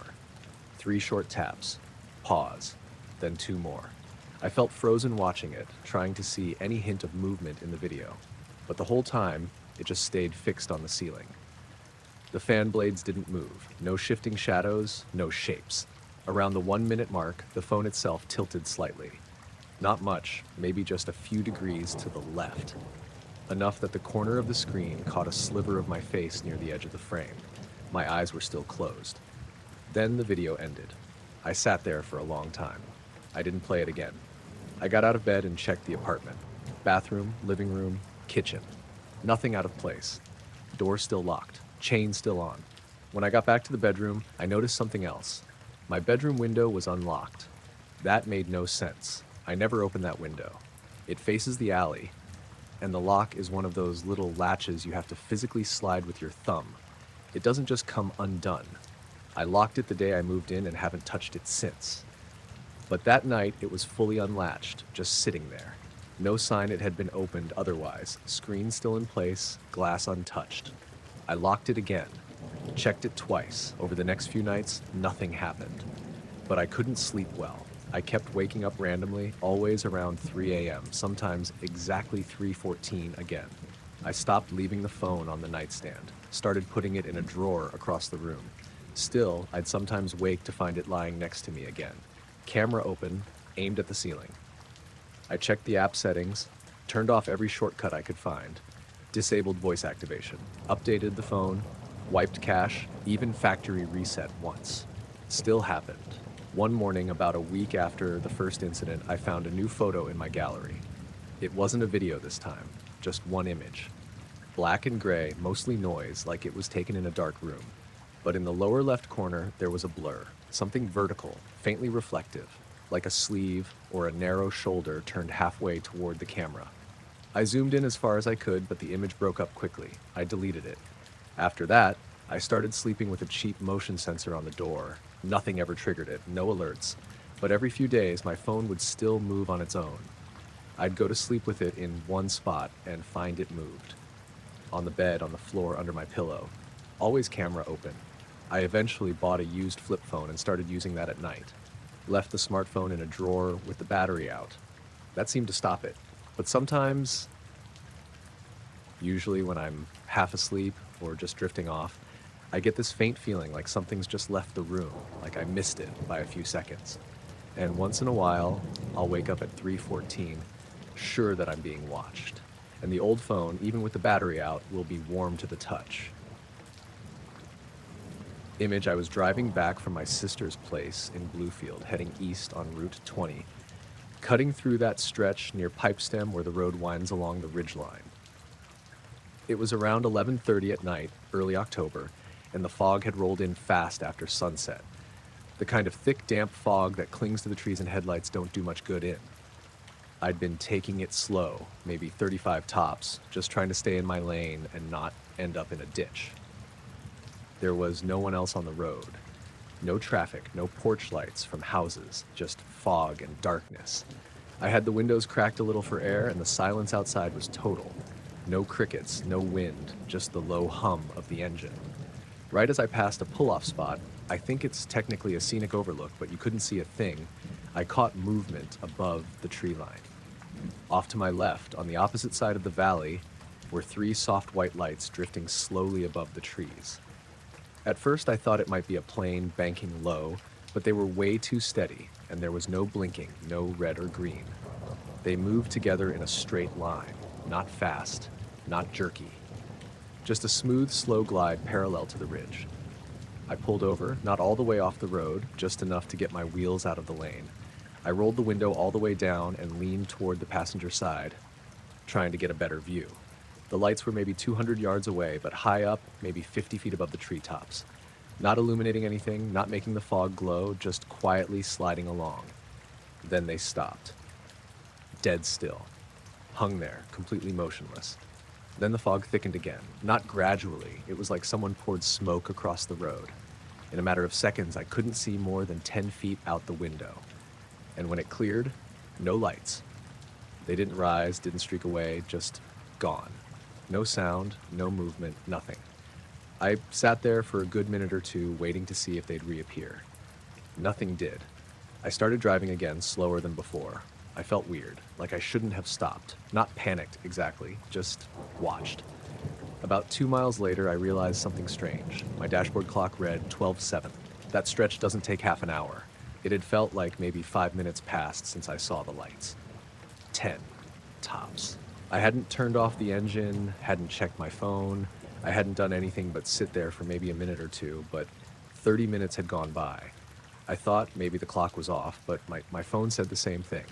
I even double-checked against the clock on the radio when I got home. Everything matched. When I pulled into my driveway, I noticed another odd thing.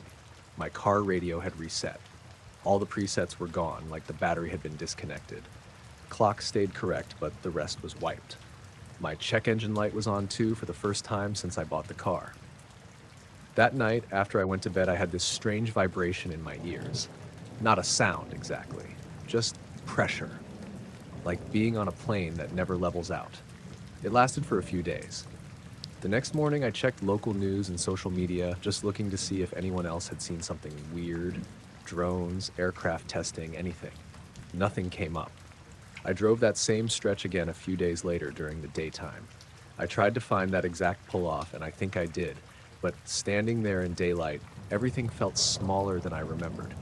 Trees weren't as tall as they'd seemed that night. The slope across the valley looked farther away, but that same stillness was there, the same quiet. I haven't seen the lights again. Not there, not anywhere. But sometimes when fog rolls in, especially if I'm driving alone, I'll catch myself looking toward the trees again, waiting, half expecting them to come back. They haven't, but I still don't know what it was I saw, or why I felt like something was watching me from above that night. It started on a cold night in late February, around 1 a.m. in northern Idaho. I lived just outside a little place called Troy.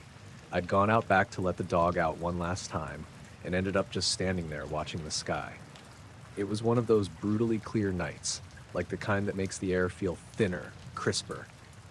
Everything around me was quiet except for the occasional crack of frozen branches. My dog, Sadie, wandered toward the tree line while I stood by the edge of the yard, hands jammed in my hoodie pocket, watching Orion hang over the ridge. We don't get much light pollution out here, so the stars looked sharp, like someone had pinpricked the sky with needles. That's when I noticed the patch. At first, I thought it was a cloud, just a faint, uneven smudge near the western edge of the sky. But it wasn't hazy. It was just empty. No stars at all in that one section. Not dimmed, not twinkling behind cloud cover, just black. A perfect oval, maybe the size of my hand if I held it out. I blinked, thinking maybe my eyes were playing tricks, but it was still there, and it moved. Slow. Barely perceptible at first, like it was drifting with the stars.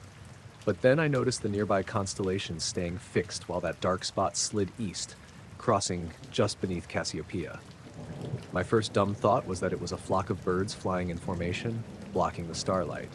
But birds don't fly at 1 a.m. in February. Not here. Not in total silence. I called out for Sadie, and she came running right back to me from the trees without hesitation. She's usually stubborn at night, always needs a few calls, but this time, she bolted straight to my side and didn't sit down or sniff around. She just stood pressed against my leg, looking in the same direction I was. The patch stopped. It hovered maybe 20 or 30 degrees above the horizon. Just a clean, oval hole in the sky. No noise, no flicker, no outline. Nothing. It didn't blot out the sky in the way a solid object might. It just wasn't there. The stars behind it were gone. Then it started to dissolve, not fade, but fragment, like the edges were bleeding back into the night sky. One moment it was a solid oval, and the next it was gone. Not slowly shrinking, not flying away, just gone. That's when I realized how cold I was. My hoodie felt damp. The hair on Sadie's back was standing straight up. I don't remember walking back to the house. One second I was in the yard, staring at the sky, and the next I was locking the door behind us. I hadn't noticed how long I'd been out there until I saw the microwave clock. It was 2:14. I'd gone outside just before 1, over an hour. It didn't feel like more than 15 minutes had passed. I wasn't tired, just confused. Like when you wake up from a nap and aren't sure what day it is. I checked my phone next. Screen was on the home screen, nothing open, no notifications. But the battery had dropped almost 40% since I'd gone out, and I hadn't touched it. I went to bed around 3, but I didn't sleep. I just laid there listening to every creak and pop of the house, like I was expecting something else to happen. Nothing did. Sadie stayed curled right at the foot of the bed the whole night, which she never does. She's a crate sleeper. The next day, I mentioned it to my neighbor, Neil, who's a retired Forest Service guy. Told him I saw something strange in the sky. He just nodded, didn't say much. But a few hours later, he showed up at my place with a pair of old binoculars and told me to keep them on hand. That was it. A week later, I was outside again, earlier this time, around 9:30, and noticed a weird noise. Not loud, but steady, like wind over a bottle. I scanned the sky, didn't see anything unusual. But when I went inside, I found the front porch light bulb had burned out. Not shattered or flickering, just dead. It was a new bulb. I changed it, and the next night it was burned out again. That happened 3 nights in a row. Eventually, I left the light off altogether. Nothing else has happened since. Not exactly. But I don't go outside at night unless I have to, and when I do, I always look up. That spot in the sky where the stars vanished sometimes still draws my eye. I don't know if it's the same place or if I'm just imagining it now, but I'll stand there staring at a totally normal patch of stars, waiting for something to move. So far, it hasn't. I was up at the Black Ridge Lookout off Route 217, just outside of Grants Pass. It's one of those pull-off spots people usually hit around sunset. Not too many folks go there after dark unless they're camping or looking to get into trouble. I wasn't doing either. I just needed to clear my head. I'd driven up from Medford after an argument with my brother, hoping some quiet would do me good. It was around 10:30 p.m. when I got there. Mid-August, clear sky, cool breeze, perfect visibility. You could see the lights of the valley below, scattered like a broken string of Christmas lights. No moon, just stars. I parked my old Subaru facing west, turned off the engine, cracked the windows, and just sat for a while. No music, no phone, just me in the dark. About 20 minutes in, I felt something odd. The car shuddered. Not a jolt, more like a ripple, like a low-frequency vibration passed through it. My first thought was a mild tremor. I'd felt those before growing up in Oregon, but it didn't feel like the ground moved. It was just the car. Windows didn't rattle, and the trees around me didn't sway. I stepped out, thinking maybe the engine had shifted weirdly as it cooled, but everything was silent. No wind, no animals, just stillness, the kind that presses on your ears. Then I saw it. A glow, dim and bluish, like the afterburn of a dying sparkler, moved slowly along the ridge opposite me. It wasn't coming from below like headlights. It was up, above the tree line, following the contour of the hills. I couldn't make out a shape. Just that glow. It didn't cast shadows, and it didn't flicker. It slid, smooth, steady. It faded as it reached the far end of the ridge, gone within 10 seconds. I stayed out there, standing by my car, watching the spot it disappeared. I didn't move for maybe 5 minutes. Then the wind came back. Just like that, a breeze picked up again, carrying the smell of dry pine. I got back in the car, didn't start it right away. My phone was sitting on the passenger seat, face down. When I flipped it, it said 10:42. That didn't make sense. I'd only been out of the car for what felt like a couple of minutes. 5, maybe 6. I checked my watch. Same time. I had that weird sensation you get after waking up from a dream you didn't remember, like something had happened, but you couldn't grab it. I started the engine and flipped on my headlights. They lit up the trees in front of me, just normal. I shifted into reverse, but before I pulled out, I glanced in the rear view and saw something reflective low to the ground, near the tree line. At first, I thought it was an animal's eyes, maybe a raccoon or a deer, but it didn't move, didn't blink. just 2 points of dull reflection, low and wide apart. I turned in my seat and aimed a flashlight out the back window high, but when the beam hit the trees, there was nothing there. No movement, no reflection, just trunks and underbrush. I pulled out onto the road a little quicker than I meant to. The gravel popped under my tires, and my high beams caught a flicker of motion up the hill to my left. Too fast for a person, too fluid for a deer. Just a smear of something pale between the trees. The drive down was quiet. No cars coming the other way. Just the occasional turn in the road back, the kind where your headlights catch glimpses of things that aren't always there when you pass. About halfway down, the radio clicked on by itself. It was already tuned to static, like it had lost the station. Just white noise, but low and crackling. I turned it off. A second later, it clicked back on. Same static. I turned it off again, harder this time, and held the knob down until I felt the click of the power fully disengaging. It stayed off after that. When I got home, around 11:25, according to the oven clock, I opened the door and just stood in the front hallway for a second. I didn't feel scared, exactly. Just unsteady, like I hadn't driven there so much as drifted. I checked my phone again. The call log showed no activity, but the GPS history had me parked at Black Ridge for 48 minutes. I swear I wasn't there that long. Maybe 25, max. But the GPS said I arrived at 10:05 and left at 10:53. That mismatch stuck with me more than anything. Later that night, maybe around 2 a.m., I got up to use the bathroom. On the way back to bed, I noticed something odd with the hallway window. The curtain was pulled back just slightly, not wide, just enough that the edge of the window frame showed. I never leave it like that. I'm a pretty private person. I reached to close it and saw what looked like a faint smudge on the outside of the glass. Not like a fingerprint, more like a shape had been close enough to fog the window slightly, like breath. I opened the front door, checked the porch. It was empty. No sound, no wind. Even the insects were quiet. The next morning, I tried talking to my brother about it. I mentioned the weird vibration, the light, the time jump. He just shrugged and said, maybe I dozed off. I didn't push it. Honestly, I didn't want to say too much out loud. Saying it made it feel less real, but also somehow more threatening. For the next few nights, I kept my windows closed and locked.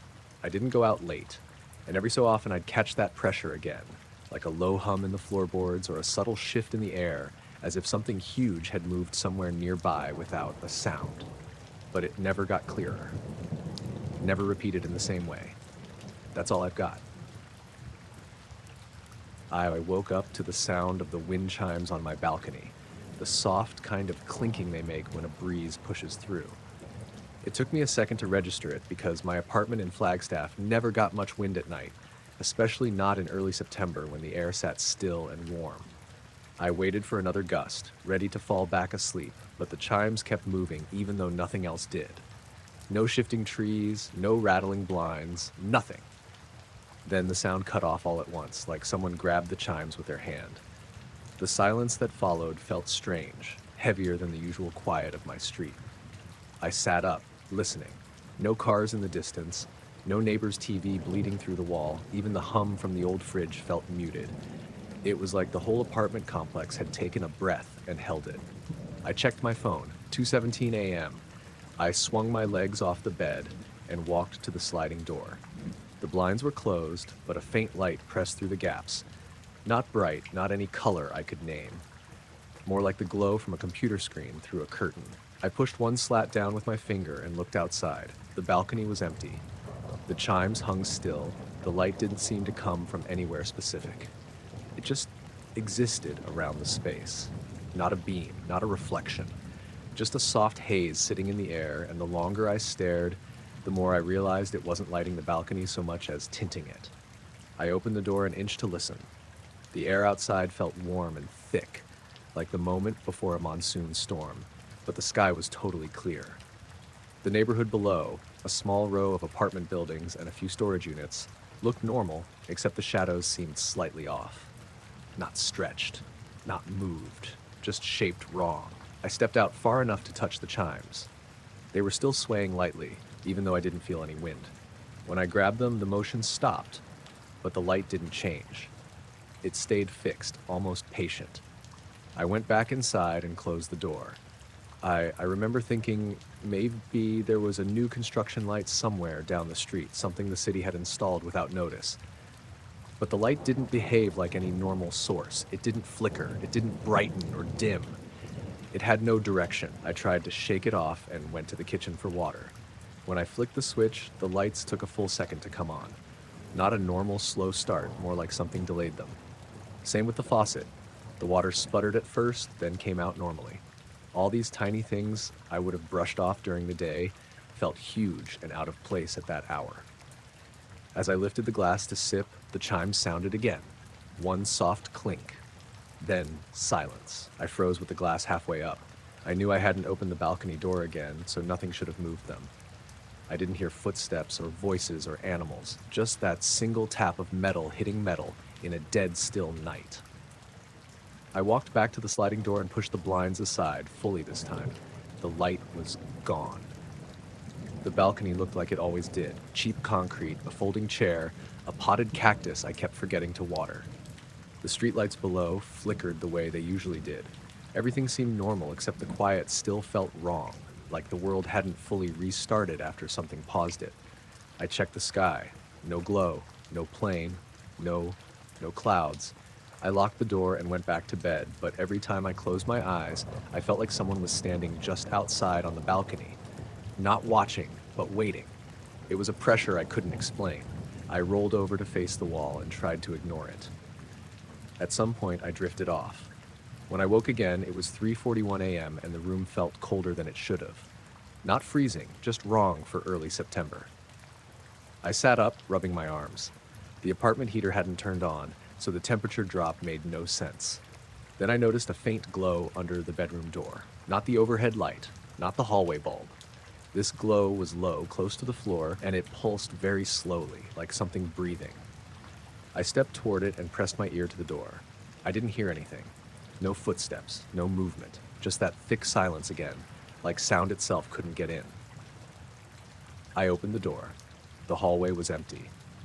The glow came from the living room window, which faced the parking lot. It wasn't the same color as before. This one was more gray than blue, but still not a shade I'd seen lights make. It filled the room without bouncing off anything. The shadows didn't shift or stretch. They just sat there. Against my better judgment, I walked toward the window. I felt drawn in a weird way, not pulled but nudged. When I got close enough to see outside, the glow vanished, leaving the room dark except for the faint orange street lamps. I scanned the lot. A few cars, a couple empty spaces, the dumpster at the far end. Nothing moved. Then I noticed something odd. The car alarms. Every car had its little red dashboard light blinking in sync. Not fast, not slow, just perfectly together, like someone timed them all to match. I watched for maybe 10 seconds before the lights all froze mid-blink. Every single one. Then they resumed blinking, but out of sync again, like normal. I stepped back from the window so quickly I hit the counter behind me. My heart was pounding. I didn't know what any of it meant, but I didn't want to witness the next thing, whatever it was. I sat on the couch with every light on, scrolling through my phone even though I wasn't reading anything. The silence pressed in again, heavier this time. I kept listening for any sound that proved the world was still moving. A passing car, a humming AC unit, anything. Eventually around 4:20 I heard something. A soft scraping on the balcony. Slow. Uneven, like someone dragging a foot or brushing their hand along the concrete. I walked to the sliding door, staying to the side so I wouldn't be visible if someone was out there. The scraping stopped. I waited, holding my breath. Then the chimes tapped once. Just once. I didn't open the door. I didn't look. I backed away and sat against the far wall until the first hint of sunrise. The second the light outside turned from black to gray, the pressure in the apartment lifted. The silence broke. I heard a bird, a car door, someone's shower turning on next door. It felt like everything snapped back into place. When I finally stepped onto the balcony, the chimes hung perfectly still. The cactus was untouched. The concrete looked normal except for one thing, a small patch near the railing that felt slightly warmer than the rest, like someone had been standing there. No footprints, no marks, just warmth on a cool morning. I stayed out there for a minute, listening for anything out of place. The world sounded loud again. Traffic, birds, people leaving for work. All normal. I went inside, took a long shower, and tried to tell myself I'd imagined most of it. But even now, months later, the wind chimes sometimes ring in that same gentle pattern, always at night, always when the air is completely still. And every time it happens, that heavy silence settles in for a moment before everything goes back to normal. I was house sitting for my aunt and uncle in Vermont, about 15 minutes outside Middlebury. They live up in the hills, real quiet, wooded on three sides, with a pond behind the property that usually draws frogs in the summer. It was early October, already getting cold enough at night to see your breath, but no snow yet. They'd gone to visit my cousin in Michigan for a week, and I offered to stay and watch the place, feed their dog, make sure the pipes didn't freeze. Their house sits at the end of a dirt road, maybe 5 other houses scattered along it, most hidden by trees. No street lights. The kind of place where your neighbors are half a mile away, and your cell service works only if you stand in the right corner of the kitchen. It happened the 3rd night I was there. That Wednesday had been uneventful. I walked their retriever Casey, made some soup, watched a movie on my laptop. Around 9:30, I was cleaning up the kitchen when the power cut out. Not a flicker. Just 1 second, everything was normal. And the next, I was standing in pitch black. At first, I thought it was the circuit breaker, but I looked out the front window and the whole road was out. Even the Johnson's motion light, which usually glows faintly through the trees, was dark. It was cloudy that night. No stars, no moonlight, just a uniform gray above, lit faintly by whatever ambient glow the world still had. I found the flashlight my uncle keeps in a drawer and checked the time on my phone, 9:37 p.m. I figured I'd wait it out. Sat down on the couch with Casey curled up at my feet, listening to the silence. It was almost total. No hum of the fridge, no distant traffic, no wind. Just that weird, dense quiet you only notice when all the electronics stop. Then the sky changed. I wasn't looking out the window when it started. I noticed it from the reflection on the coffee table. A soft, pale light pulsed once across the surface, cool and blue-white. I turned and saw the clouds through the living room windows glowing like there was a massive light source behind them. It wasn't lightning.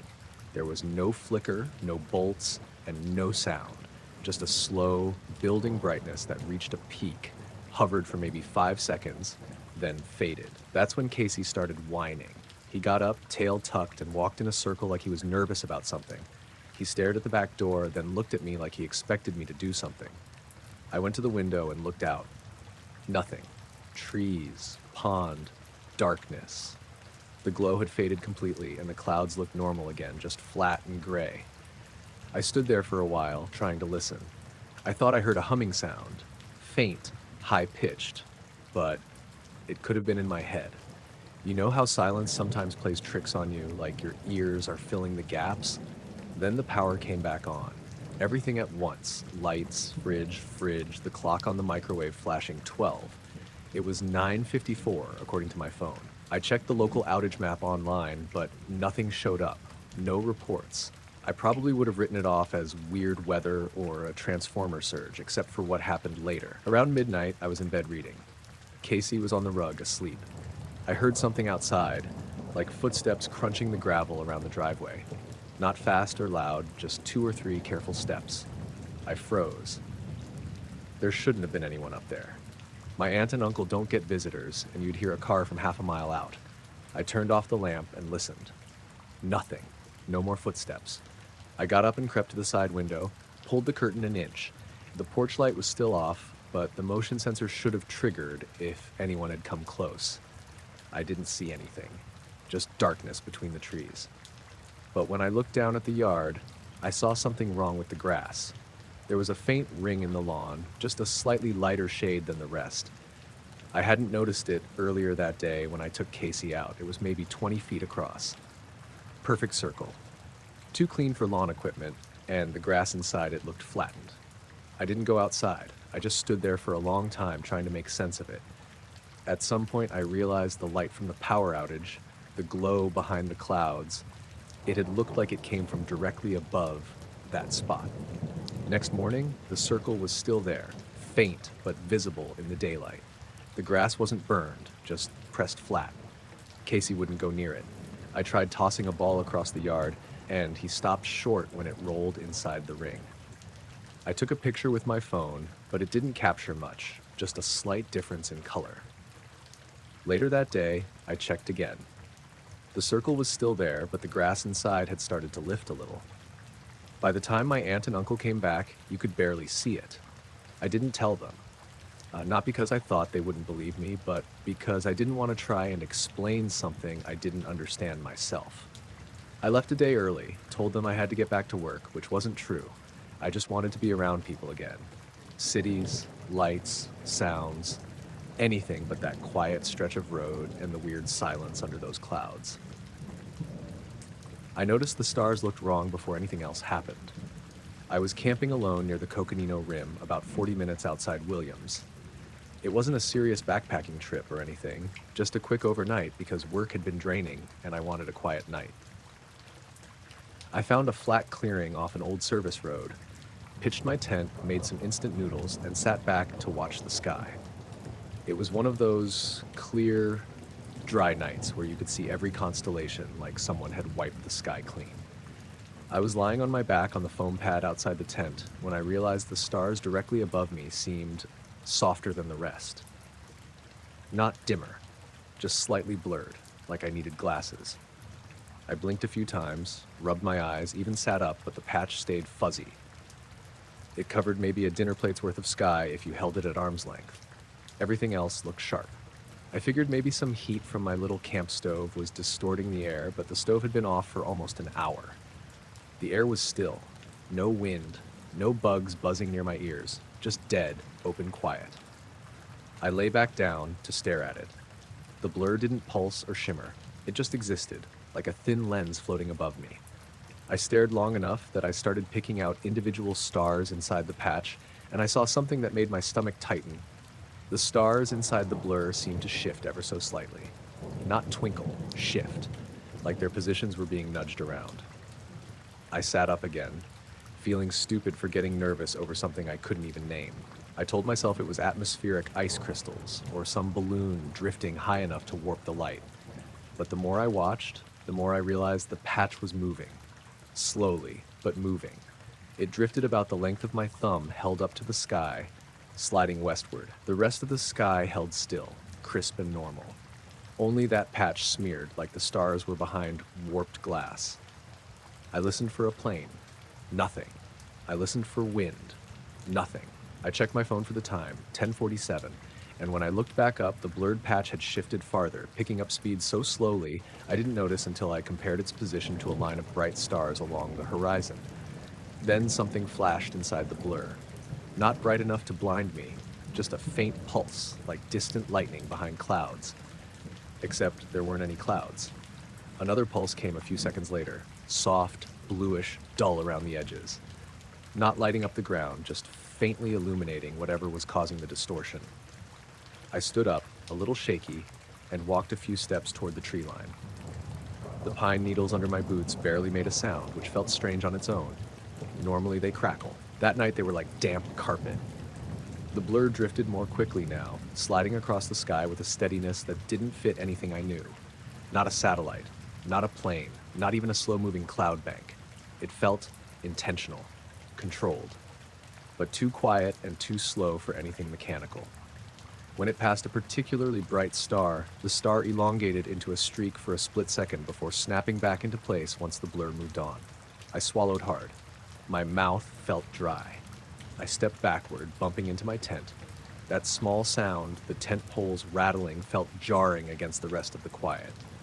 I backed inside and sat down, trying to keep the flap open so I could still see the sky.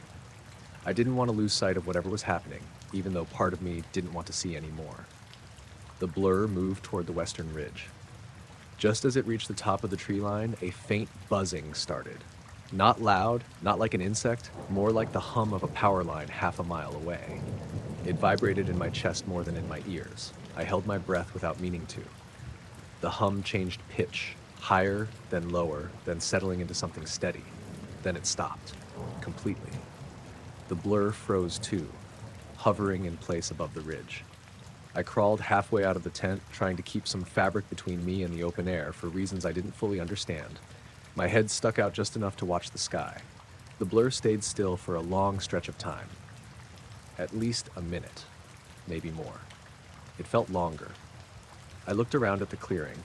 The shadows from my small lantern were weirdly sharp, like the light wasn't diffusing normally. My tent's shadow stretched farther than it should have, thin and crisp. I turned the lantern off just to see if it made a difference. The clearing went dark, but the tent shadow stayed faintly visible, even without a light source. That's when I got goosebumps. I turned the lantern back on immediately, just to break the feeling. In the sky, the blur finally moved again. Not the drifting motion from before. This time it slid sideways in a perfectly straight line. Too smooth, too exact. It shifted like a cursor on a screen, then paused again. Another soft flash glimmered inside it, this one slightly brighter. Still no beam, no shape, just the faintest glow contained within the distortion. The hum started again. This time it came with a faint fluctuation in the air pressure, like when you drive through a tunnel with the window cracked. My ears popped.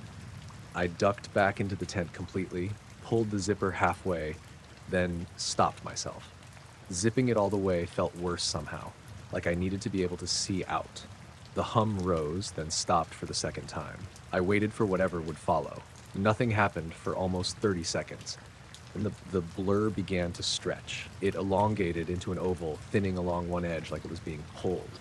The stars inside the stretched area warped like reflections in rippling water. The blur grew longer and longer until it didn't look like a patch anymore. It looked like a line, a faint smear cutting across the night. Then it snapped back into its original shape. Just snapped. Instant. I gasped quietly. That sudden motion made my heart lurch. I backed away from the tent flap without closing it, pressing myself against the far wall of the nylon like it offered real protection. The blur began drifting again, this time faster, heading west, away from my campsite.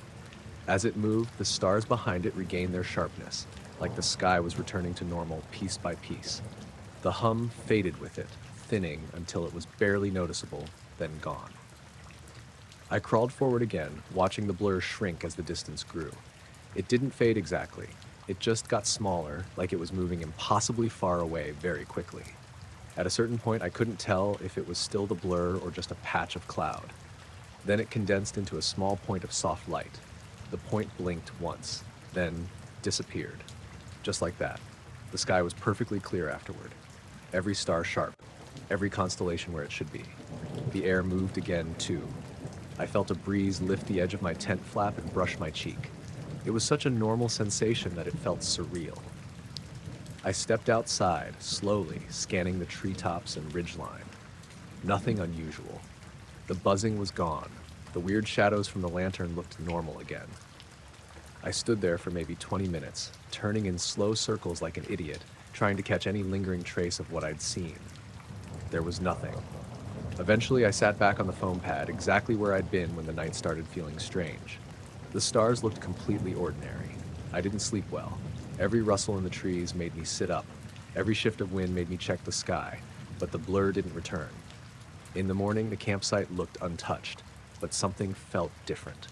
Not physically, just a heaviness in the air, like the night had left a residue my mind couldn't shake. I packed up camp earlier than planned. On the drive back toward town, I stopped at a turnout and stepped out to look at the sky again. Bright blue. Normal.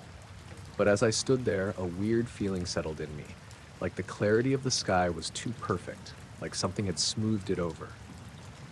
That feeling hasn't gone away completely, and sometimes when I'm outside late and the sky is really still, I catch myself staring up for a long time, waiting to see that slight blur sliding across the stars again. I heard the sound before anything else. A low, steady rhythm coming from somewhere above the tree line, almost like breathing. Not the sharp kind you hear from an animal, but long and drawn out, as if something huge was pulling air in and letting it go. I was standing by the fire ring behind my cabin in northern Maine, part of the woods my uncle used to hunt in before he moved to Florida. The night was cold enough for my breath to fog, but not snowing yet. The fire had burned down to embers, and I was about to turn in. At first, I thought it was wind catching on the ridge behind the trees, but the branches weren't moving. Not even a little. Everything was still, like the woods were frozen in a way the weather couldn't explain. The sound came again, slow, almost mechanical in rhythm, but too soft and uneven to be anything man-made. I stood there with my hands tucked under my arms, trying to place it. The woods were usually full of noise, owls, the creek, the occasional rustle of deer, but that night everything felt muted, like I was hearing the world through insulation. I grabbed my flashlight from the patio table and shined it toward the trees. The moment the beam went upward, the breathing-like sound stopped completely. No fade out, just gone. I kept the light steady on the branches, scanning for an owl or something perched up there. Nothing moved. The air felt heavier, almost pressed down. I waited for the sound to start again, but all I heard was my own heartbeat speeding up. I lowered the flashlight, thinking maybe I'd scared off whatever it was. The sound started again, slower this time. I snapped the light upward. Silence. This repeated twice. I lifted and lowered the flashlight like an idiot, testing something I didn't want to be real. Light up. Silence. Light down. Breathing. After the third time, the rhythm changed, shortened into quicker bursts, almost impatient. That was when I went inside and shut the sliding door. I didn't lock it at first, I don't know why. But once I was in the dim warmth of the cabin, the woods suddenly felt too close. I slid the bolt across. The cabin wasn't big. One main room, a small kitchen, a tiny bedroom with a bed barely wider than me. Everything smelled like old cedar and the cheap candles I kept forgetting to throw out. I turned on a couple of lights, but they flickered in a strange way. Not off and on, just dimming briefly like the bulbs were stretching themselves thin. I checked my phone on the counter. No service, which was normal. When I walked past the window above the sink, a faint glow caught my eye. It was subtle, almost bleached looking, seeping between the trees in the far part of the yard. It wasn't moonlight. The moon was a thin sliver and nowhere near that part of the sky, and it wasn't coming from the direction of the nearest town. That was 15 minutes away by car. The glow was still, pale, like someone had hung a soft white sheet behind the tree line and backlit it. I turned off the sink light to cut the glare, leaning closer to the window. The glow didn't brighten or move. It just stayed fixed in place, lighting the shapes of the branches from behind. I grabbed the flashlight again. My hand was shaking enough that I nearly dropped it. I aimed it out the back door window, not opening it this time, and shined it toward the glow. Same thing as before. Silence. The breathing sound cut off instantly. The glow faded slightly, shrinking in on itself. I lowered the flashlight. The sound didn't return, but something else did. A faint rustling, not on the ground, but above, somewhere high in the trees, like something shifting its weight on a wide branch. Too controlled and slow to be a squirrel. Too steady to be the wind. Then the glow moved. Not quickly, not suddenly. It just drifted sideways, like fog sliding through the tree trunks, except fog doesn't move in a straight line and it doesn't keep its shape the way this did. The pale light remained soft and uniform as it slipped deeper into the woods, disappearing behind the thickest part of the tree line. The moment it vanished, the cabin lights flickered again. I backed away from the window, trying to steady my breathing. I wasn't panicking exactly, but the quiet was doing something to my nerves. I grabbed my jacket and hat, thinking I might try to sleep, even if sleeping felt impossible. But before I reached the bedroom, something hit the roof. Not a heavy thud, more like a dull tap, followed by a series of dragging noises that circled slowly toward the back of the cabin. I froze mid-step. The dragging continued, an uneven scrape across the shingles, pausing every few seconds like whatever was doing it was adjusting its position. I whispered no, without thinking. The scraping suddenly sped up, crossing the roof toward the far corner. Then it stopped completely. For a full minute, I didn't move. My muscles locked up on their own. I kept waiting for something else, a thump, a shadow, anything, but the roof stayed quiet. I crept to the window nearest the back corner and pushed the curtain aside just enough to peek. I aimed the flashlight upward, but the angle was wrong. The beam caught nothing but branches. The rhythmic breathing returned, but this time it wasn't coming from above the tree line, it was coming from the roof, directly above me. I snapped the flashlight beam upward through the window. Instant silence. The dragging sound began again, crawling toward the opposite end of the roof. I lowered the light slowly and the dragging softened, then stopped. The breathing didn't return. I backed away from the window, feeling suddenly very small in the middle of the one-room cabin. I sat on the edge of the bed with the flashlight in my lap, trying to listen past the ringing in my ears. The roof stayed silent for several minutes. The woods stayed still. When the sound returned again, it was faint and far away, back where the glow had disappeared earlier. A soft, rhythmic inhale-exhale pattern, low and patient. It felt distant, but not gone. I lay down fully clothed, keeping the flashlight in my hand. Sleep came in short, tense bursts.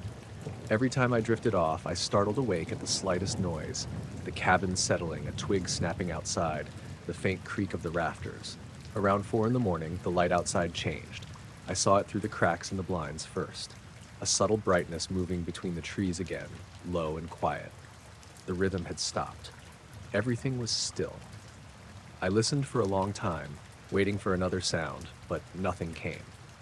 Eventually, the glow faded, retreating into the woods until the darkness looked normal again.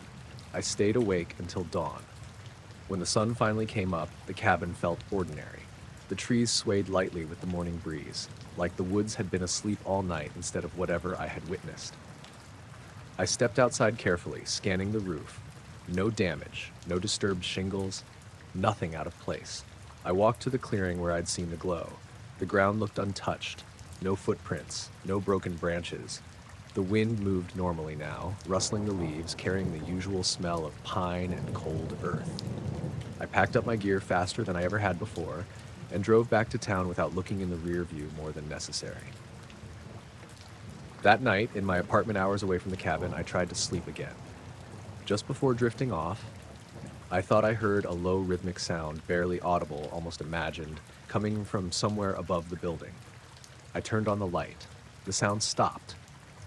I didn't sleep for the rest of the night. I noticed the light almost by accident. I was walking home from my friend Layla's place on the edge of town, cutting through the older neighborhood where the streetlights were spaced out and most houses sat dark after 9. It was early October, one of those cool nights where the air smelled like wet leaves even though it hadn't rained. The sky was mostly cloudy, but the moon kept slipping in and out, just enough to see my breath sometimes. I was halfway down Keller Street when something made me look up. A dim glow slipped between 2 thick clouds overhead. At first, I figured it was a plane, maybe one of the late cargo flights that passed through the area, but this light moved differently. It drifted instead of flying, slow and smooth, like someone pushing a lantern across the sky on invisible string. I stopped walking, trying to get a better look through the gaps in the trees. The light stopped, too. I thought it was coincidence. I even laughed under my breath. But when I took another step, the light glided forward again, keeping its gentle pace. It didn't blink or pulse. It didn't change color. It was just a muted yellowish sphere, barely bright enough to outline the edges of the clouds it slipped behind. I wasn't scared yet, mostly curious. Keller Street was empty as usual, the kind of road where you can walk 10 minutes without hearing a single car. I stepped to the side, light near a low stone wall around someone's front yard, and kept watching the sky. The light drifted for a few seconds more before pausing again, almost like it was checking that I hadn't moved. The longer I stood there, the more I realized how quiet the whole neighborhood was. No crickets, no distant engines. Even the wind felt like it was holding back. The leaves on the trees hung motionless. I walked another 50 feet down the sidewalk. The light followed, staying at the same angle above me. It didn't zigzag or swoop or anything dramatic. Just the same steady drift, like a slow balloon. But balloons don't hover perfectly still when someone stops walking. I turned onto Brooklawn Avenue, which had fewer trees. The sky opened up a bit, and I finally saw the shape more clearly. It wasn't perfectly round up close, more like a flattened oval, faint at the edges, like it was wrapped in a thin fog. There were no points of light on it, like nothing mechanical looking, no silhouette of anything solid, just that soft glow. A dog barked behind one of the fences, sharp and sudden, and the light dimmed for half a second. Not vanished, dimmed. Then it brightened back to its normal dull glow. The dog barked again, more frantic this time, then went completely silent. I tried to rationalize it, maybe a weather balloon, though I'd never seen one at night. Maybe a drone, though it didn't make any sound. Maybe a trick of the moon through the clouds, but the moon was hidden again and the glow moved independently of the cloud cover. I was 5 minutes from home and every second of the walk felt stranger. Whenever I looked away, at the houses, the sidewalk, my own shoes, I felt a pressure on the back of my neck, like I was being watched from directly above, not stared at, observed. I passed the empty playground behind the elementary school. The swings, usually creaking in the slightest breeze, hung dead still. I kept glancing at the sky through the open area above the basketball court. The light was there each time, maintaining its drifting pace. I decided, stupidly, to test it. I stopped in the middle of the sidewalk and took 3 steps backward. The light froze, completely motionless. I waited. 30 seconds, maybe more. It didn't move. Then I took 3 steps forward. The light glided forward again, stacked like nothing had interrupted it. That was the moment the fear really settled in. I still didn't run. Something in me worried that running would change whatever was happening, make it worse. So I stayed at my normal walking pace, hands shoved in my jacket pockets, eyes flicking up every few seconds. As I reached the corner of Maple Crest Drive, the clouds thinned just enough for the glow to sharpen. I thought I saw something around it, a faint halo like heat rising off asphalt, except it moved in slow spirals instead of wavering. It wrapped around the glow but didn't touch it, kind of orbiting it at random speeds. The whole thing made no sound at all. My house sat 3 blocks ahead. That should have been comforting, but the idea of going home while that thing kept pace with me felt wrong. Still, I didn't know what else to do. I turned onto my street. The glow dipped lower. Not a lot. Maybe the height of a 3-story building, but enough that it lit the tops of the pine trees lining the road. Their needles reflected the yellowish tint, and for a moment the whole street looked washed out like an old photograph. I remember whispering, "Please stop," like the thing could hear me. I didn't even know who I was talking to or what I expected, but the words slipped out before I could think. The glow paused mid-drift. I froze so hard it hurt my jaw. The air around me felt thick, like humidity right before lightning strikes, but there was no storm. The clouds didn't move, the glow didn't sway, everything sat suspended. After a few seconds, the glow started moving again, but this time it didn't follow me. It drifted sideways, farther down Maple Crest, sliding between 2 clouds so slowly it looked like it was being pulled along by string underwater. It didn't speed up as it gained distance. It just went. I stood in the road until it finally faded into the cloud cover and disappeared completely. The second it vanished, the wind kicked up out of nowhere. Leaves rustled, the pine trees swayed, a flag on someone's porch snapped loudly. The world started existing again. I didn't walk home so much as stumble there, checking the sky every few seconds even though the glow was gone. The streetlights flickered once when I passed under them, but that might have been my nerves making everything feel strange. Inside my house, everything looked normal, but I kept all the lights on anyway. I made tea because I didn't know what else to do. My hands shook the entire time. I kept expecting the glow to show up outside the kitchen window, hovering above the driveway. Nothing happened.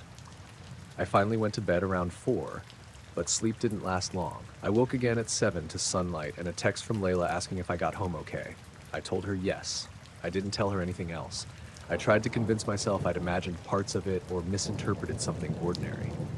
But that day, while I walked to the mailbox, I noticed something odd on the pavement. A thin line of dust or pollen traced a faint curve on my street. A perfect arc, almost symmetrical, directly beneath where the glow had paused the longest. No one else seemed to notice. Cars drove over it, kids biked across it, but each time I passed, I saw the shape clearly. Over the next week, the line faded until it was gone. Everything went back to the usual rhythm. Same sidewalks, same trees, same sky. Except, once in a while, usually late at night when the clouds move slow, I catch a dim glow slipping behind them, never close, never following me, just drifting. But every time I stop walking, even for a moment, I swear the glow pauses too. I felt it before I saw anything. The sudden, sharp awareness that something was above me, not behind me, not in the trees, not out on the road. Above. It was so strong and out of nowhere that I actually stopped. I'd been heading back to my tri-truck after checking the trail cameras near Eagle Bluff, just outside Missoula. It was a quiet evening, the kind where the sky looks washed out from leftover heat and the woods feel emptied after a long day. I stood there on the dirt trail, boot halfway in the air, heart thumping for no reason I could explain. Nothing made a sound, not even the insects. The pines around me looked normal in the fading light, their tips barely catching the last bit of sunset. I tried to shake the feeling off as nerves, maybe dehydration. But the awareness didn't fade. It grew heavier, almost like someone lowered a weight onto the top of my skull. I finally forced myself to look up. There was a single point of light suspended high above the treetops. At first, I thought it was a star, except it was too early in the evening for the stars to be out, and the light was too bright against the pale sky. It was a tiny white dot, sharp-edged, unnatural in how still it sat. I blinked a few times, waiting for it to move like a satellite or plane.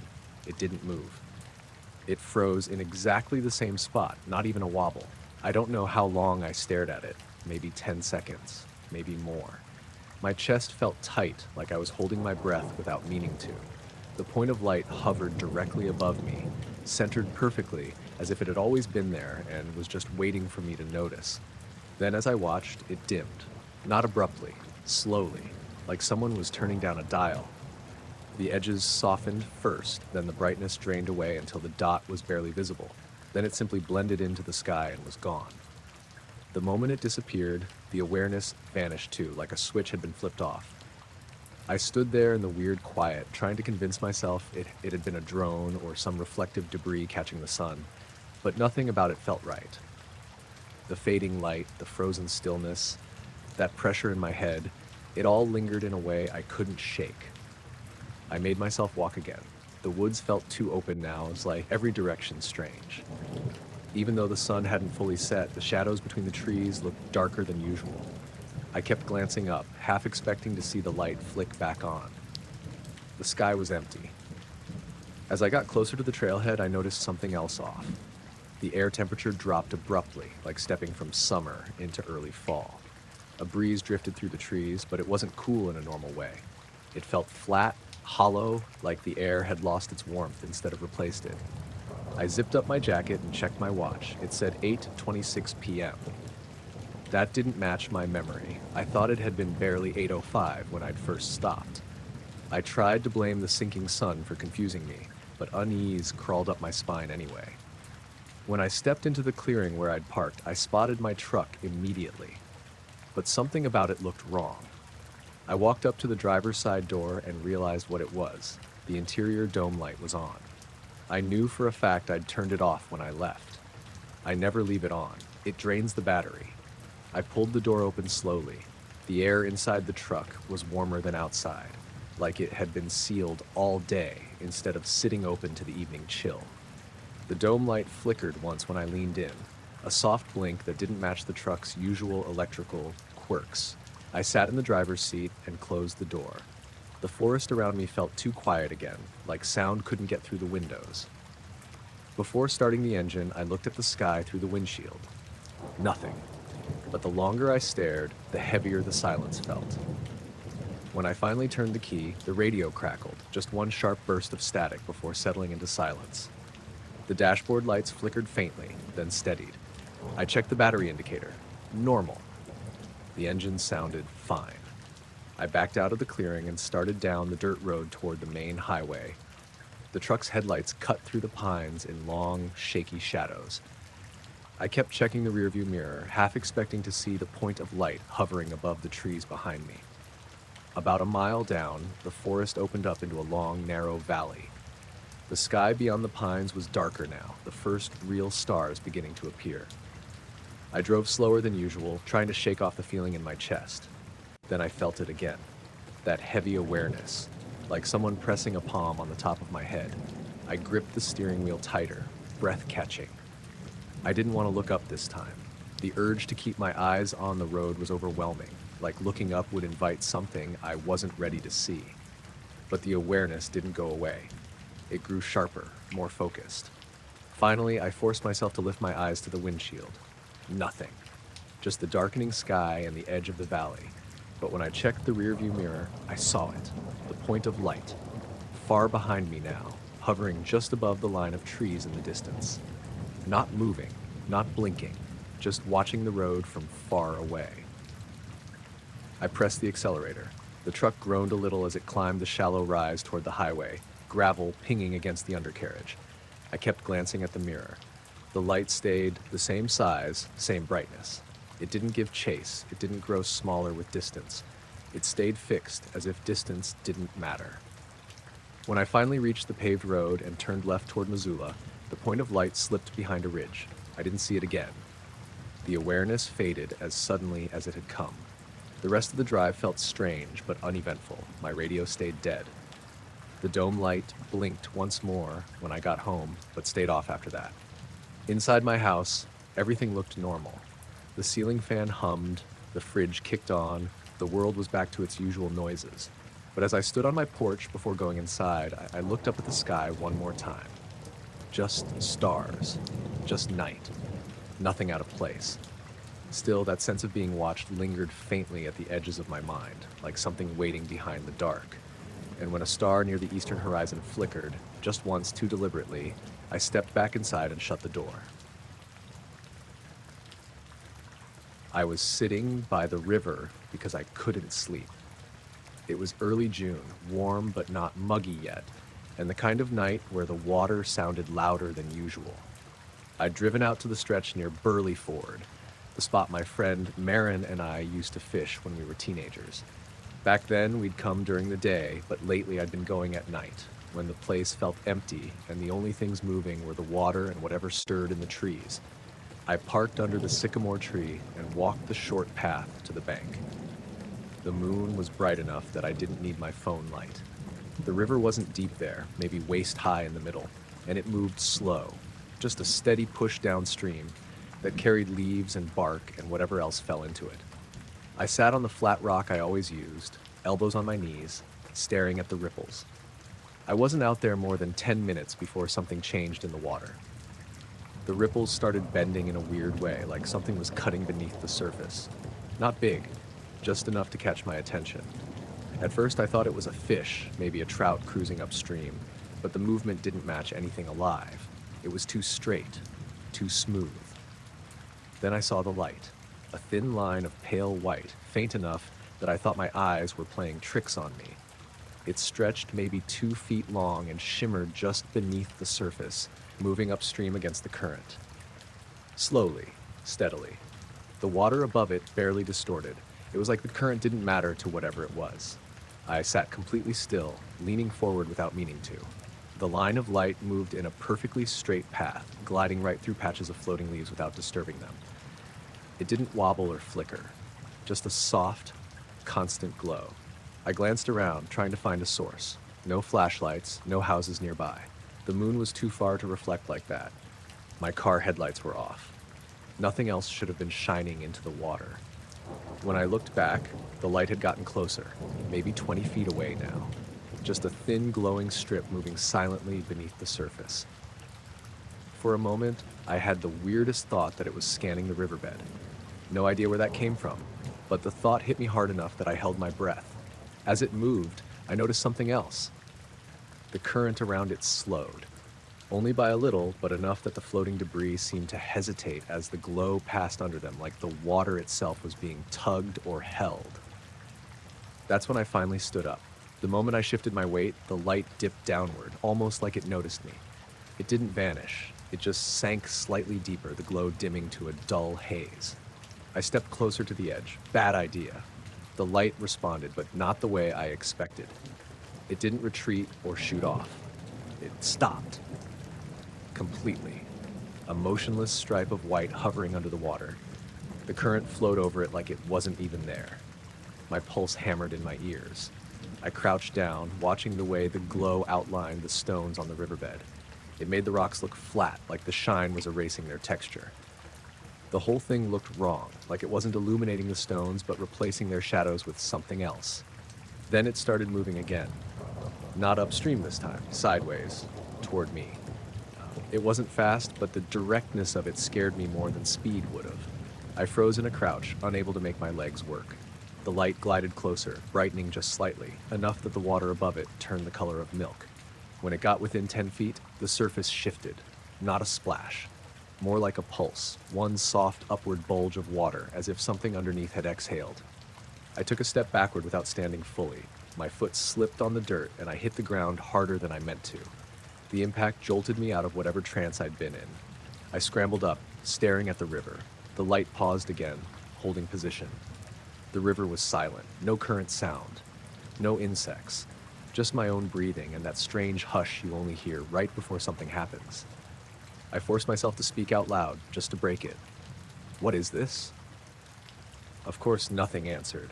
The light brightened again, widening a little, not stretching, just expanding at the edges like it was swelling. The pale strip looked less like light and more like something solid glowing from within. I backed up another step, glancing at the path behind me in case I needed to bolt. When I looked back at the water, the light was rising. Slowly. The glow pushed up through the surface without breaking it. The water didn't splash or part. It just flowed around the light, bending in unnatural curves. Like the glow wasn't in the water at all, but in some space just beneath it. My throat tightened. When the light reached maybe a foot from the surface, it flickered. Not dimming, but shifting side to side, like it was adjusting or vibrating. Then it snapped back into a straight line and began gliding upstream again, faster this time. The water resumed its normal sound, like someone had turned the volume back up. I followed it with my eyes until it got about 40 feet upriver. That's when it disappeared, not faded, not slipped deeper, just blinked out like a switch had been flipped. I stood there alone in the quiet, waiting to see if it would return. Nothing happened for almost 2 minutes. Then something tapped the surface of the river, one single, hollow plink, like someone flicked the water with a fingernail. I flinched, whipping my head toward the sound, but all I saw were ripples spreading in a perfect circle. I stepped back to the rock I'd been sitting on and sat down slowly. My legs were shaky. I kept staring at the spot where the light had vanished. Every little movement of water made me think it would reappear. While I sat there, I noticed another thing. All the usual nighttime sounds were still gone. No crickets. No wind in the branches overhead. Even the distant hum from the highway was missing. Right as I realized that, a faint glow appeared again, farther upstream this time. Not a line, just a soft pulse like someone waving a flashlight underwater. It flickered once, twice, then held steady. I stood again, unable to help myself. The pulsing light drifted back and forth in a small area, like it was searching. Then it began moving downstream toward me, not in a straight line this time, but in slow arcs, curving back and forth. The movement reminded me of someone sweeping a metal detector in long passes. I stepped back from the bank until my heels hit the grass. The light approached within maybe 50 feet and then dipped sharply, sinking so fast it looked like it dropped through a hole in the riverbed. The glow faded as it went, shrinking more quickly than it should have. Then it was gone again. This time it didn't come back. The sounds returned in pieces. First the river current, then whine through the leaves, then a few insects. The transition felt unnatural, like a switch flipping each part of the world back on one at a time. I stayed a while longer, waiting, watching. Nothing else unusual happened. The river looked normal. The night felt normal. Everything slipped back into place as if nothing strange had ever occurred. I walked back to my car slowly, checking over my shoulder more than I'd like to admit. Halfway up the path, I realized my shirt was damp with sweat, even though the night was cool. My heart finally slowed once I got the doors locked. When I turned the key, the headlights flickered. Not off, just dim for a second. I froze with my hands still on the key. The lights steadied again. I drove home, watching the rearview mirror every few minutes, even though the road behind me was empty. I didn't tell anyone the next day. Didn't go back to the river for over a month. When I finally did, the place felt normal again. Water clear, current steady, no strange lights, no sudden silence, but I still catch myself staring at the riverbed whenever I'm there, wondering if a thin line of pale glow is going to start sliding beneath the surface again, moving in ways nothing underwater should. It was around 1:15 in the morning when I first heard it. I just turned off the TV in the living room and was heading to bed. The house was completely quiet, no appliances running, no cars outside.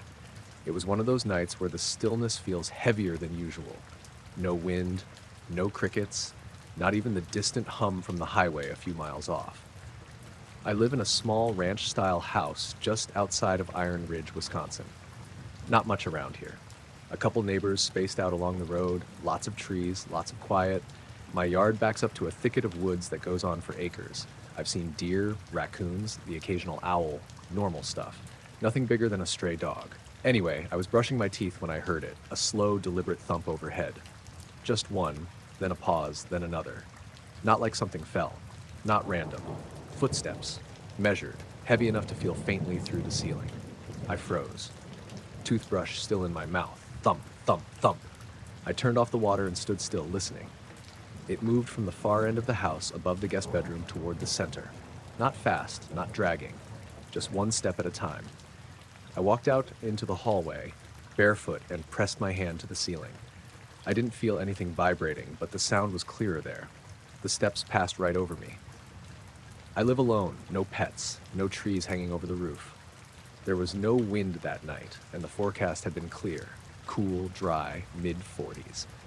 I didn't want to jump to conclusions, but it wasn't a squirrel or raccoon. I've heard animals up there before. This wasn't that. I went to the kitchen, grabbed the flashlight I keep in the drawer by the fridge, and unlocked the back door. The yard was dead quiet. No wind, no movement. The woods loomed behind the house, but I couldn't hear a thing coming from them. I flicked the flashlight on and stepped out onto the patio. No sounds now. I angled the beam up at the roof. From that side, I can only see part of it sloping away from me toward the front of the house. Nothing there. I walked out to the lawn, tilted the light higher, and caught just a brief glimpse of something strange. Not on the roof, but above it. It was a faint glow, high up, almost washed out by the darkness. Pale and bluish, kind of like the color of TV static.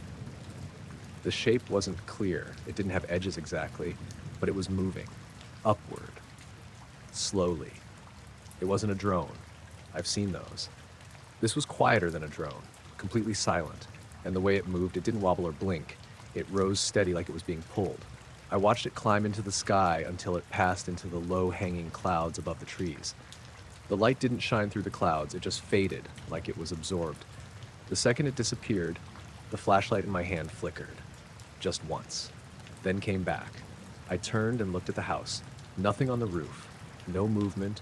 No sound. But the air felt different, warmer maybe, or charged somehow. My skin felt tight. I walked slowly back to the house, sweeping the beam across the roofline one more time. Still nothing.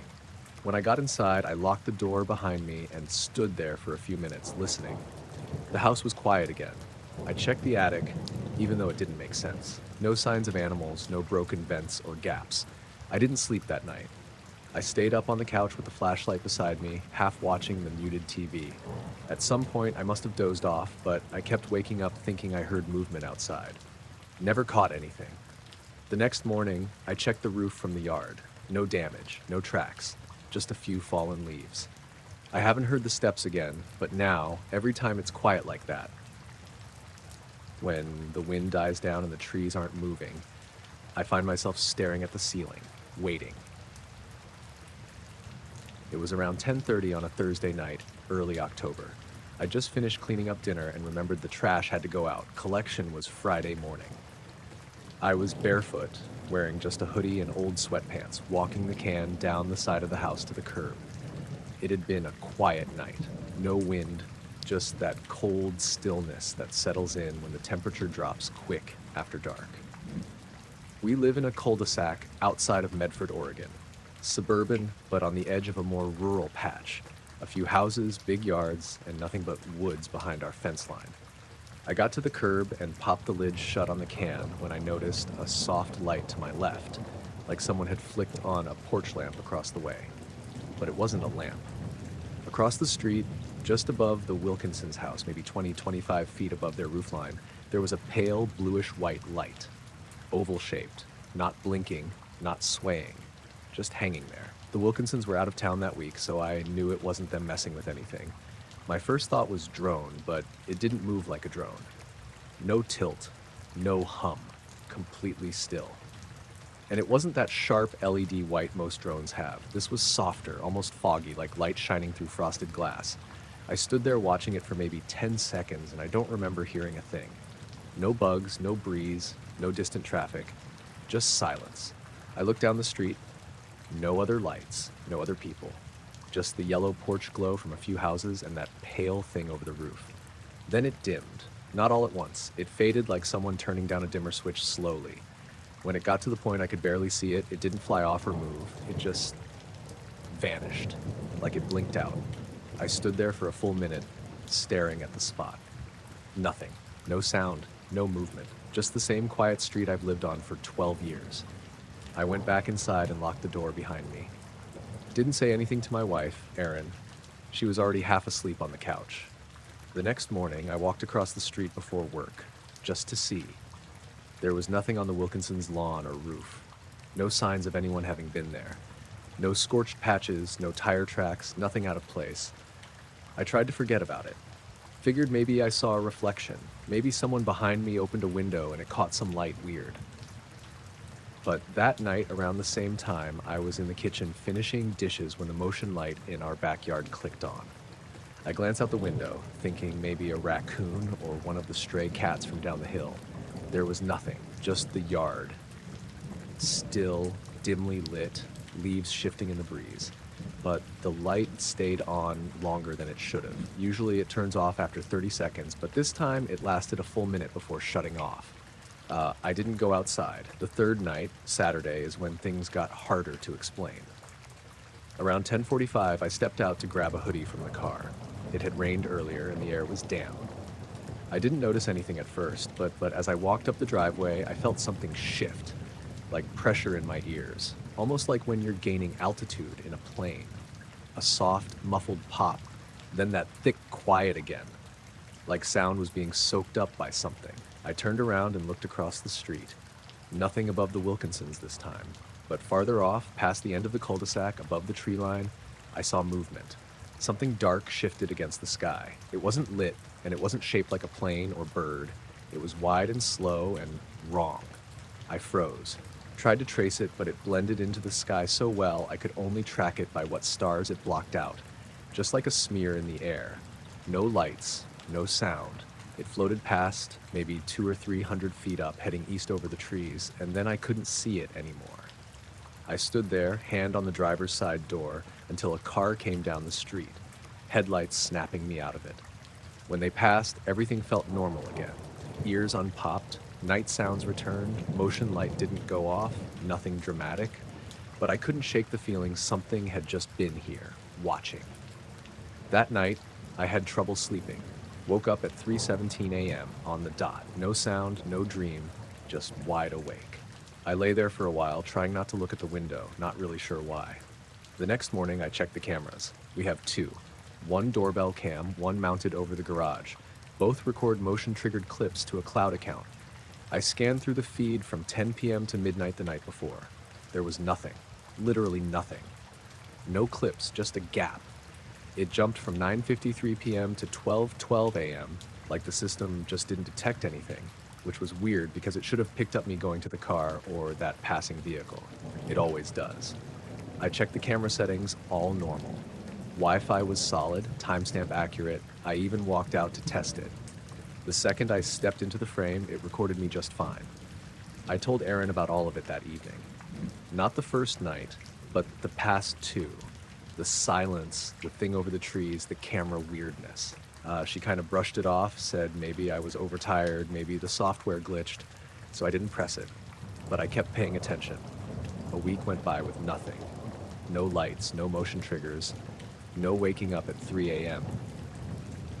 Then on a Wednesday, I came home from work and something was off the second I walked in. The kitchen clock was flashing 12. Microwave too. We hadn't lost power, nothing else was blinking. My laptop was still logged in, Erin's phone still charged. I asked her if she noticed the clocks. She just frowned and said no, said they were normal when she left for work at 7:30. So sometime between 7:30 and 6 p.m., only the kitchen clocks reset and nothing else. That night I took the trash out again around 10:20. Sky was overcast, no stars. I stood in the driveway a little longer than usual, just watching. And there it was again, this time farther back, above the trees behind the Wilkinsons' property. Same pale, hazy light, hovering, not moving, no beam, just there. I didn't go any closer. I didn't look away. I just stood there, breathing slow, staring at it for what felt like a full minute. Then it dimmed, same as before, slow, soft, until it was gone. The second it vanished, my porch light flickered once, just a quick blink, then back to normal. I turned and went inside. I didn't check the cameras, didn't want to know if they saw it or not. I just made sure the door was locked, drew the blinds, and went to bed. I was hiking alone near Mount Eldon, just outside of Flagstaff, Arizona, late last fall. It was something I'd been doing more of, solo hikes after work to get away from everything. I lived in a small apartment downtown and worked remote for a software company, so getting outside in the evenings felt like the only way I could stay sane. That day had been warm for October, mid-60s, with clear skies. It was a dry heat that stuck around through dusk, the kind that makes the air feel bigger somehow. I'd taken the Fat Man's Loop trail, but branched off at one of the unmarked footpaths that lead a little higher up the slope. The sun had just gone down, and I was planning to stay long enough to catch some stars before heading back. I had a small flashlight in my jacket and one of those trail map apps on my phone that worked offline. I found a little clearing near a pile of volcanic rock, flat enough to sit on, and dropped my pack. The light was fading fast, but it wasn't completely dark yet. You know that in-between time when everything goes kind of gray and quiet? That's where I was. I pulled out my phone just to see how much time I had until full dark. The screen lit up fine, but the compass on the map app was spinning. I'd used the same app 100 times before. Usually it orients almost instantly, but this time the compass needle just kept turning in slow, perfect circles. North would settle for half a second, then it would jump and keep rotating. At first, I thought maybe I was standing too close to something metal, but there wasn't anything around me. Just dirt, rock, and a few scattered pine trees. I stood still and held the phone out away from me, trying to recalibrate it. That's when I noticed something overhead. There was a small point of light in the sky. Not bright like a star, more like a glint or reflection. It looked almost stationary at first. But when I focused on it, I realized it was moving. Not across the sky, but in a slow, tight circle. Perfectly round, tight enough that you wouldn't notice it if you weren't staring right at it. It didn't blink or fade. It just glided in that same circular path over and over, silent, steady.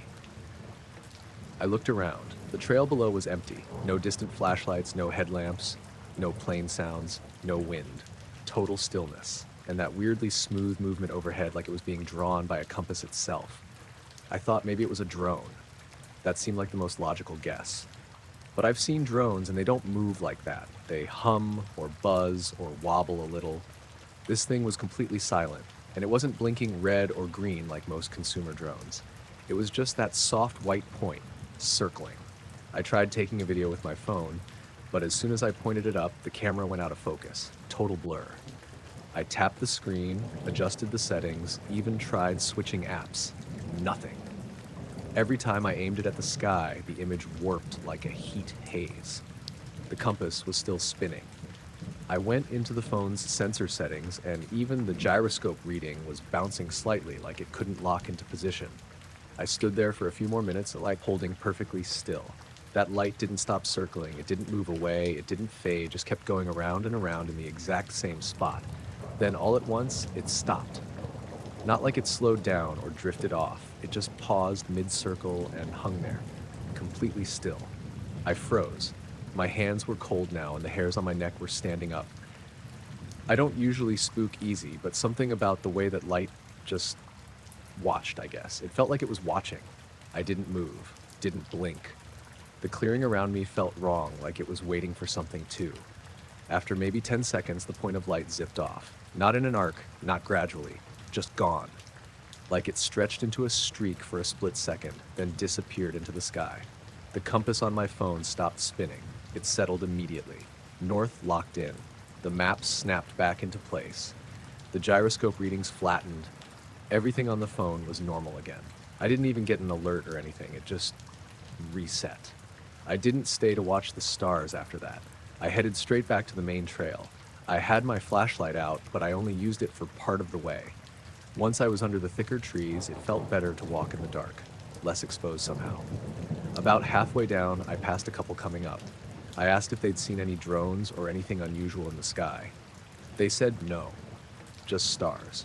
When I got back to my car, I sat inside for a while before turning the engine on.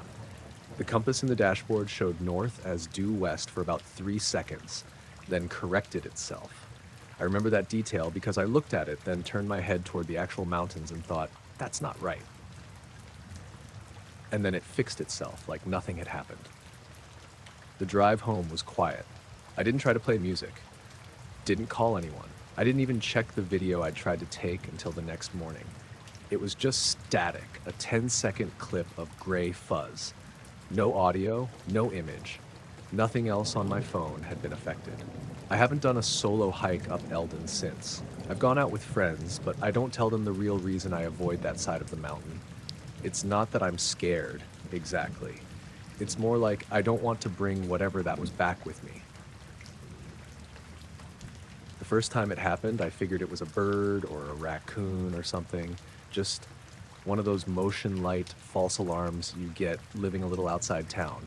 But it kept happening. Not every night, but often enough that I stopped chalking it up to coincidence.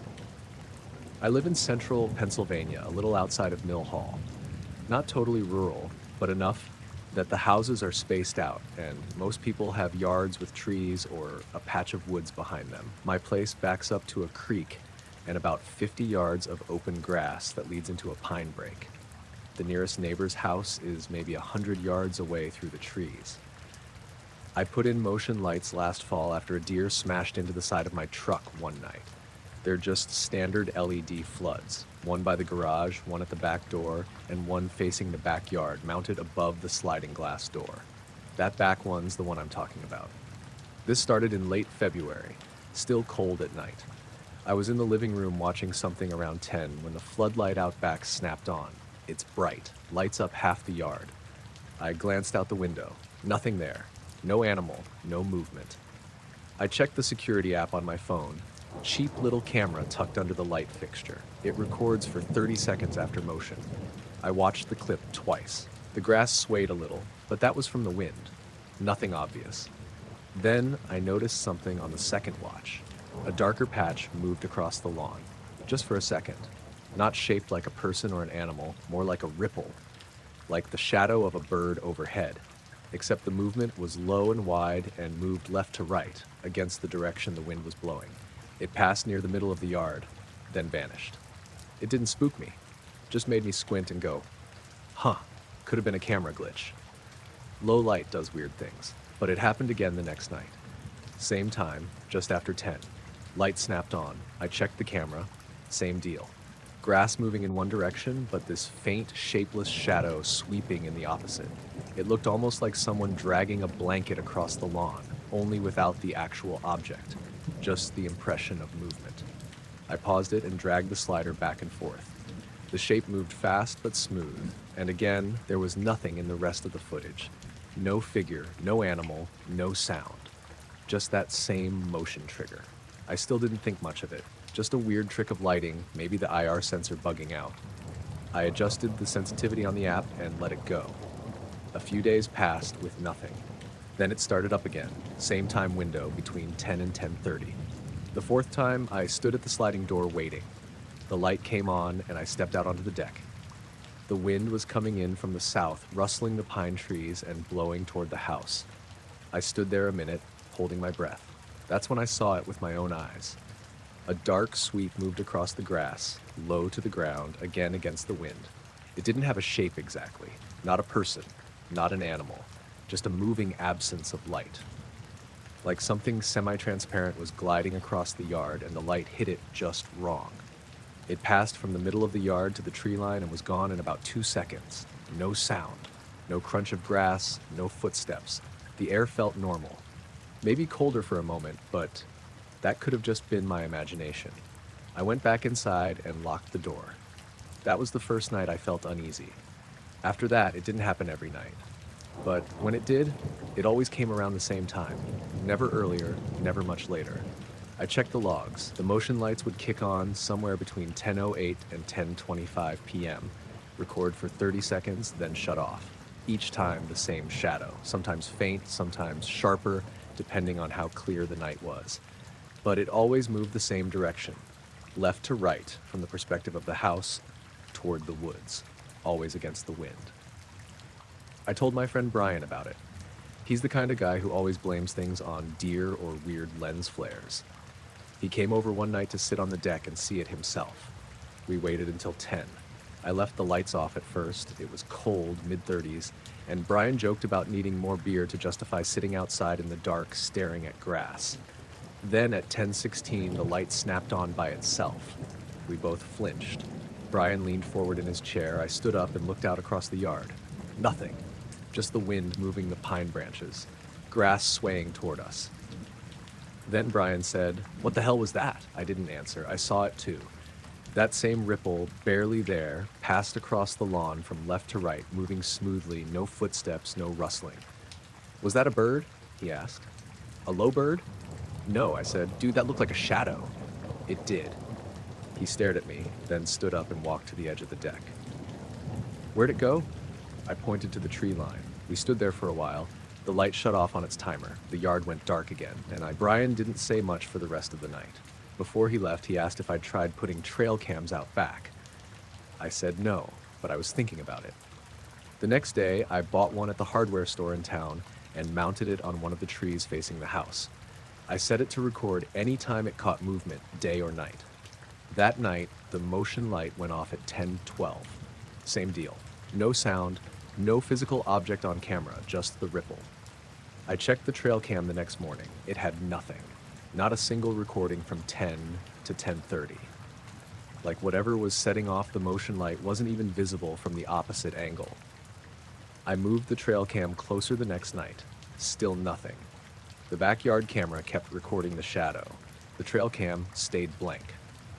By the end of the week, I stopped bothering. The last time it happened was in early March, March 5th. I was watching TV, waiting for it. I'd started keeping the back porch light off just to see better when the motion light triggered. At 10:23, the backyard lit up. I went straight to the sliding glass door. The wind was light that night, almost still.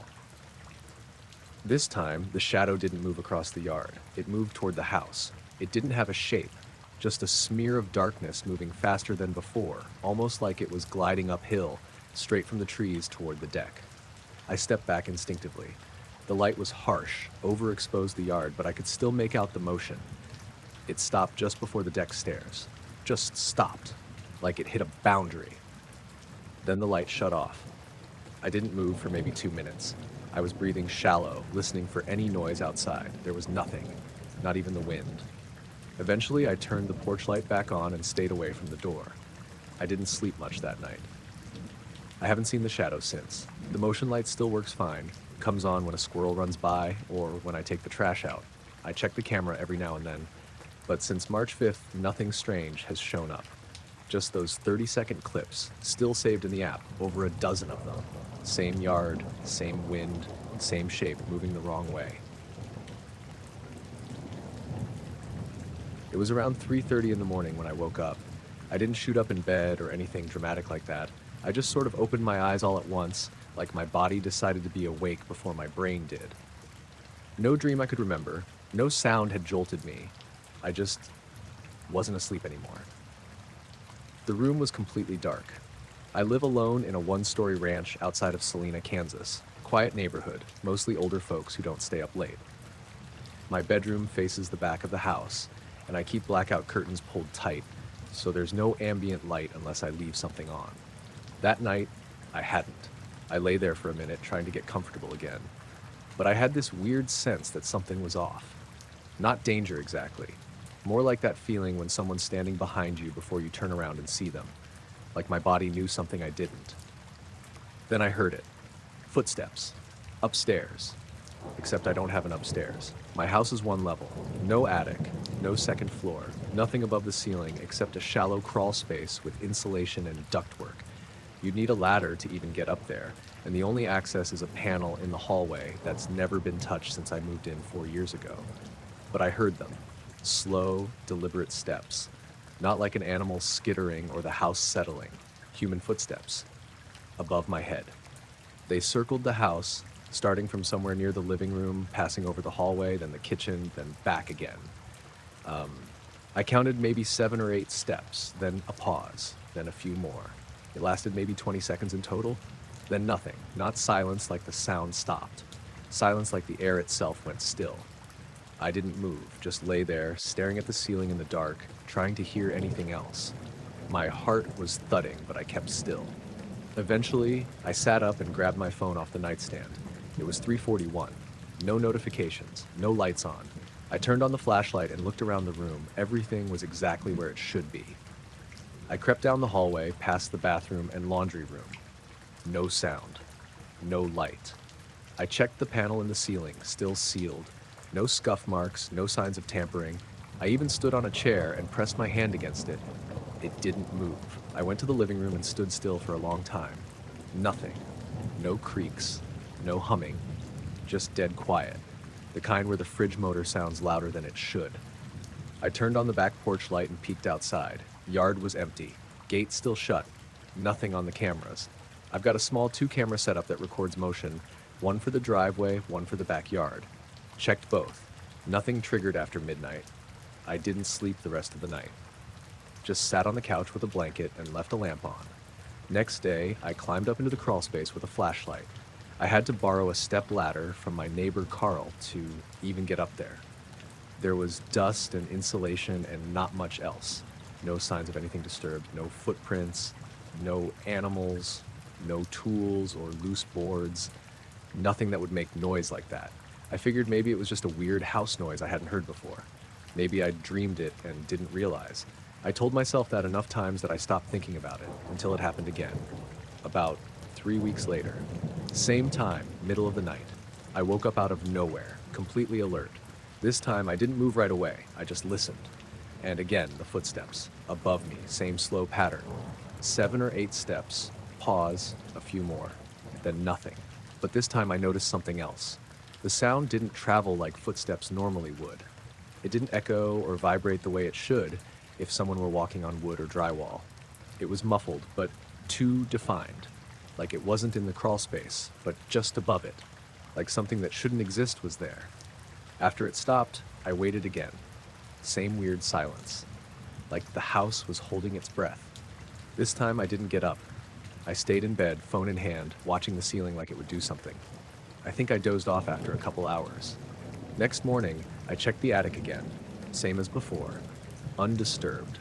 I've had a couple friends over since then. Haven't mentioned it. It feels dumb to say it out loud. I heard footsteps above my 1-story house. What are they supposed to say to that? But I started noticing other things after that. Little things. The hallway lights flickering just once when I passed by, even though the bulbs are new. My cat Margot, standing in the hallway at night and staring at the ceiling. She's never done that before. Just sits and stares, tail twitching like she's waiting for something. And the worst part? Sometimes I'll wake up, not to sound, but to the silence. That same heavy, unnatural stillness. Like everything is on pause. And I'll wait, frozen, wondering if I'm going to hear the steps again. Sometimes I do, sometimes I don't. But I've never stopped checking the ceiling. The clicking started when I was halfway down the trail, just past the last house where the gravel road turned into dirt. It was late, maybe around 10:30. I'd gotten home from work restless, the kind where sitting still makes your skin feel tight. The weather was warm for early fall, clear sky, no wind. I figured a short walk wouldn't hurt. I'd done it 100 times. Same loop through the trees, out by the old utility easement, then back toward the neighborhood.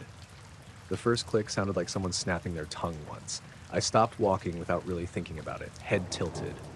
Everything else was normal. Crickets, distant traffic, my own breathing. No more clicking. I shrugged it off and kept going. A few steps later, it came back. Soft, quick, not loud. Click, click, click. It didn't sound close enough to be right next to me, but it also didn't feel far away. It was like it existed somewhere just outside where I could point to. I stopped again. Silence. I actually laughed, a short, nervous one, and said out loud, "Okay," like that explained it. I told myself it was an insect or something echoing weird through the trees. Sound does strange things at night. I knew that. I walked again, slower this time. The clicking resumed almost immediately, but now it felt like it was moving. Not following behind me exactly, more like it was shifting around me. One click from the left, then another slightly ahead on the right. Never overlapping, never frantic, just patient. I stopped and looked up into the trees. The sound cut off so cleanly it was unsettling, like someone had flipped a switch. I stood there longer than I meant to, scanning the branches. The moon was bright enough that I could see leaves and empty sky between them. Nothing moved. No birds flushing, no squirrels scrambling. Even the crickets seemed quieter, like they were holding their breath. I told myself I was getting into my head. That happens when you walk alone at night. I checked my phone, 10:41. Still had signal, battery fine. I texted my friend Marcus something dumb like, "Night walks are creepy lol," and shoved the phone back into my pocket. As soon as I took another step, the clicking started again. This time it was closer. I felt it in my chest more than my ears, like a pressure change you notice before you hear thunder. The clicks weren't louder, just heavier. I stopped, looked up. Silence. I tried something then. I took one step forward, then froze mid-step. The clicking cut out instantly, like it had been waiting for that exact moment. I didn't like that. I backed up a step instead of moving forward. The clicking came back, almost curious. 2 clicks, then a pause, then one more. My skin prickled. I turned slowly in a circle, trying to pinpoint anything. Movement, shadows that didn't belong. The trail behind me looked normal. The path ahead disappeared into darker trees. Above me was just sky and branches. I started walking faster. The clicking kept pace, not rushing, not falling behind. It circled me, staying just far enough away that I couldn't place it. Every time I glanced up, it stopped. Every single time. The silence after each look was wrong somehow, too empty, like sound itself had been pulled away.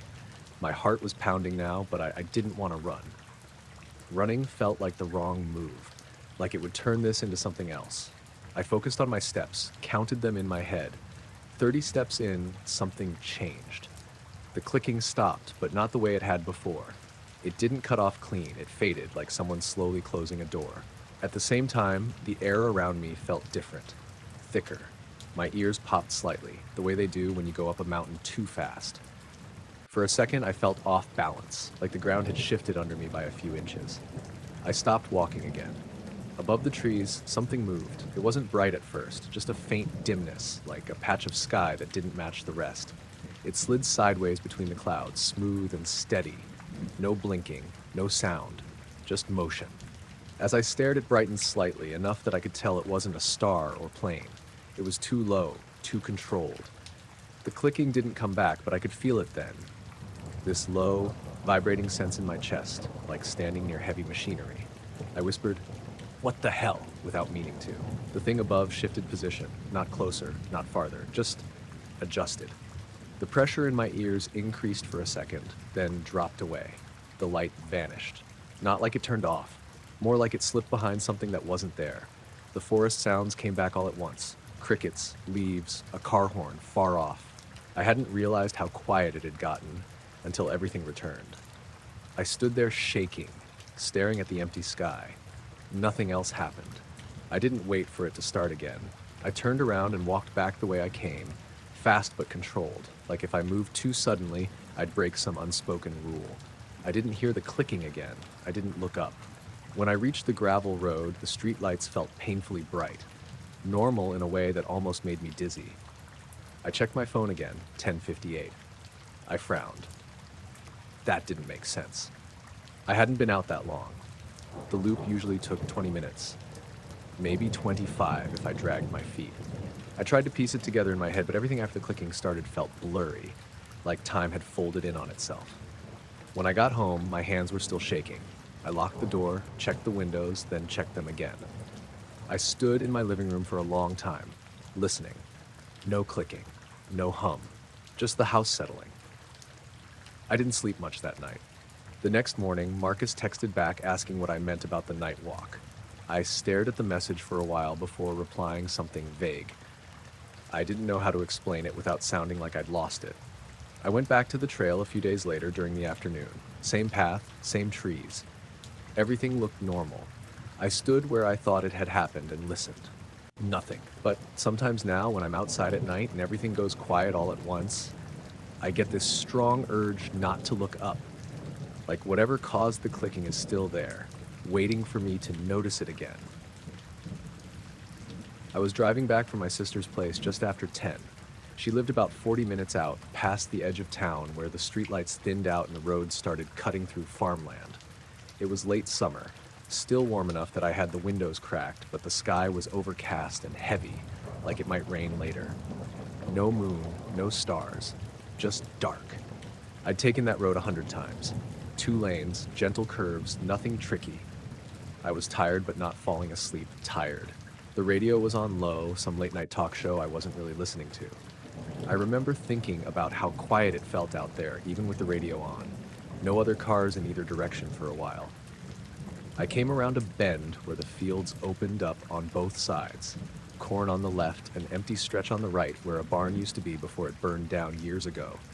As my headlights swept forward, they caught something ahead of me. Just for a second. A flash of reflection, like light bouncing off metal. It wasn't on the road. It was above it. I instinctively eased off the gas. My first thought was that it was some kind of sign or maybe debris hanging from a wire. But there were no wires there. The reflection had been too clean, too smooth. Not like when you catch a street sign or an animal's eyes. As I slowed, the reflection was gone. I rolled another 20 feet and scanned the road. Nothing. I checked my mirrors, thinking maybe it was something low and close to the car, but there was nothing behind me either. The road ahead looked normal again, just asphalt disappearing into darkness. I told myself it was probably a trick of the light. Headlights do weird things.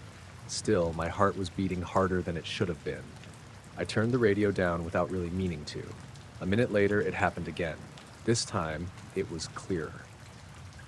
My headlights caught something metallic, suspended maybe 10 or 15 feet above the road. It didn't have a shape I could lock onto. No wings, no edges I could define, just a smooth surface that reflected light like brushed steel. It wasn't glowing on its own, it only showed up when my headlights hit it. I slowed almost to a crawl. As soon as I did, it vanished. Not like it flew away, it just wasn't there anymore. No movement, no blur. 1 second it was reflecting light, the next it was just darkness. I pulled over to the shoulder and put the car in park. I sat there with my hands on the wheel, listening to the engine idle. The fields were dead quiet. No insects, no wind moving the corn. That struck me as odd later, but at the time I was too focused on staring straight ahead, half expecting the thing to reappear. It didn't. After about 30 seconds, I laughed under my breath, more out of nerves than anything. I told myself I was overtired. I checked the clock on the dashboard. It read 10:18. That seemed right. I drove on. The rest of the road felt wrong in a way I can't really explain. The pavement looked the same, but my sense of distance felt off, like the car wasn't moving as fast as it should have been. The radio signal faded into static, so I turned it off completely. The silence felt heavy. I kept glancing at the road ahead, waiting for that reflection. It didn't come back. Eventually, I reached the stretch where a small bridge crosses a drainage canal. There's a reflective marker there, one of those orange diamond signs warning about the curve. When my headlights hit it, I flinched hard, my foot slamming the brake before my brain caught up. I sat there breathing fast, embarrassed at myself. I crossed the bridge and kept going.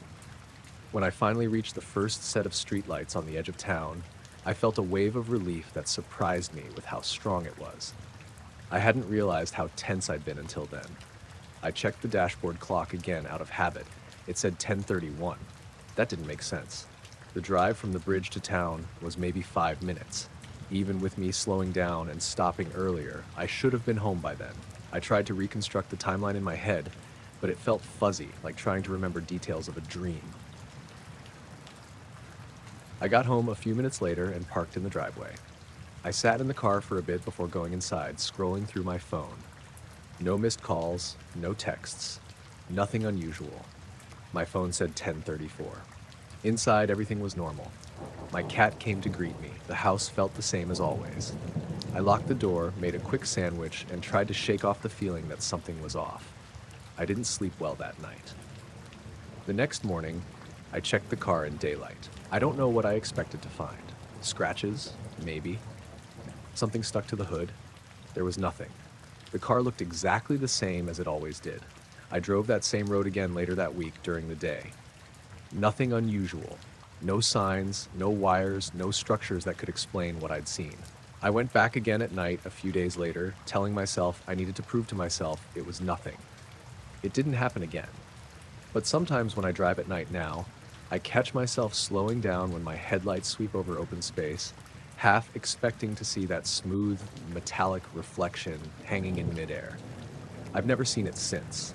I don't know what it was. I don't even know if it was really there. I just know my headlights reflected off something that shouldn't have been.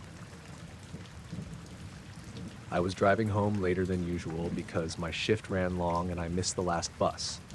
It was close to midnight, maybe a little after. I took the back highway the way I always did, the one that cut through fields and patches of woods before looping back toward town. I'd driven it so many times I barely had to think about it. The night was clear and dry, no rain, no fog. The sky was dark but not completely black, with a thin wash of stars overhead. The road ahead was empty, just my headlights stretching out over the asphalt. The radio was on low, some talk show I wasn't really listening to. I remember feeling tired in that deep, dull way where your body keeps going, but your thoughts lag a second behind. I rolled the window down a bit to keep myself alert. Cool air rushed in, carrying the smell of cut grass and dirt. A mile or two outside of town, the road dipped slightly and curved left. There was a stretch there with no streetlights at all. Normally it was pitch dark except for my headlights and the reflective paint on the road. That was when everything brightened, not like headlights behind me, not like lightning. The road ahead lit up evenly, all at once, as if a soft white light had switched on somewhere above my car. It didn't glare or cast sharp shadows, it just filled the space. The asphalt looked pale, almost chalky. The trees along the sides of the road showed up in detail I couldn't normally see at night. Individual branches, leaves, the texture of the bark. Even the hood of my car looked different, flatter, like it was being lit from straight overhead instead of from the front. I instinctively lifted my foot off the gas. My first thought was that a helicopter had to be overhead. Maybe a search or something. I glanced up through the windshield, squinting. I didn't see anything. No lights, no shape, no sound of rotors. The radio kept playing, uninterrupted. The light held steady for maybe 2 seconds, long enough for me to register that it wasn't moving and wasn't coming from any direction I could identify. Then it faded, not abruptly. It dimmed smoothly like a dimmer switch being turned down. The road returned to the familiar tunnel of my headlights, the trees melting back into shadow. My heart was pounding harder than it should have been. I told myself it was probably someone with a spotlight in a field nearby. Farmers did weird stuff at night sometimes, or maybe a plane with some unusual lighting angle. I pressed the gas and kept going. A few minutes later, I noticed something felt off. The curve in the road straightened out, and I expected to see the old grain silo on the right. It was a local landmark, tall and pale, with a faded logo on the side. You could spot it from a distance, even at night. But the road ahead was empty. No silo. I slowed down, confused, scanning the darkness. The fields looked the same. The fence lines were where they should be. But the silo was behind me. I checked the rearview mirror and saw it shrinking in the distance, already farther back than made sense. I hadn't remembered passing it. I pulled over onto the gravel shoulder, tires crunching loudly in the quiet. I put the car in park and sat there, hands gripping the steering wheel. I tried to replay the last few minutes in my head, leaving the curve, the light, the fading, driving on. There was just nothing. A blank stretch where the silo should have been. I checked the clock on the dashboard. It read 12:47 a.m. That was wrong. I'd glanced at my phone just before getting in the car. It had been 12:38. Even accounting for the drive, I should have been closer to 12:43 or 12:44 at most. I unlocked my phone and checked it. 12:47 a.m., same as the dashboard. I sat there longer than I meant to, listening to the engine idle and the faint buzz of insects in the grass. The night felt unusually still, like it was holding its breath. Eventually, I told myself I was overtired and spooking myself. Memory slips happened. Time felt weird when you were exhausted. I drove the rest of the way home without incident, but I couldn't shake the sense that I had skipped over something important. That night, I slept badly. I kept dreaming of driving through bright, empty spaces where the road went on forever and nothing moved. The next day, I mentioned it to my sister Maya when she called. I tried to keep it casual. Ever zone out so hard you miss something obvious? I asked. All the time, she said. Why? I think I skipped past the silo on County Road without noticing. She laughed. That thing's impossible to miss. I know, I said. That's what freaks me out.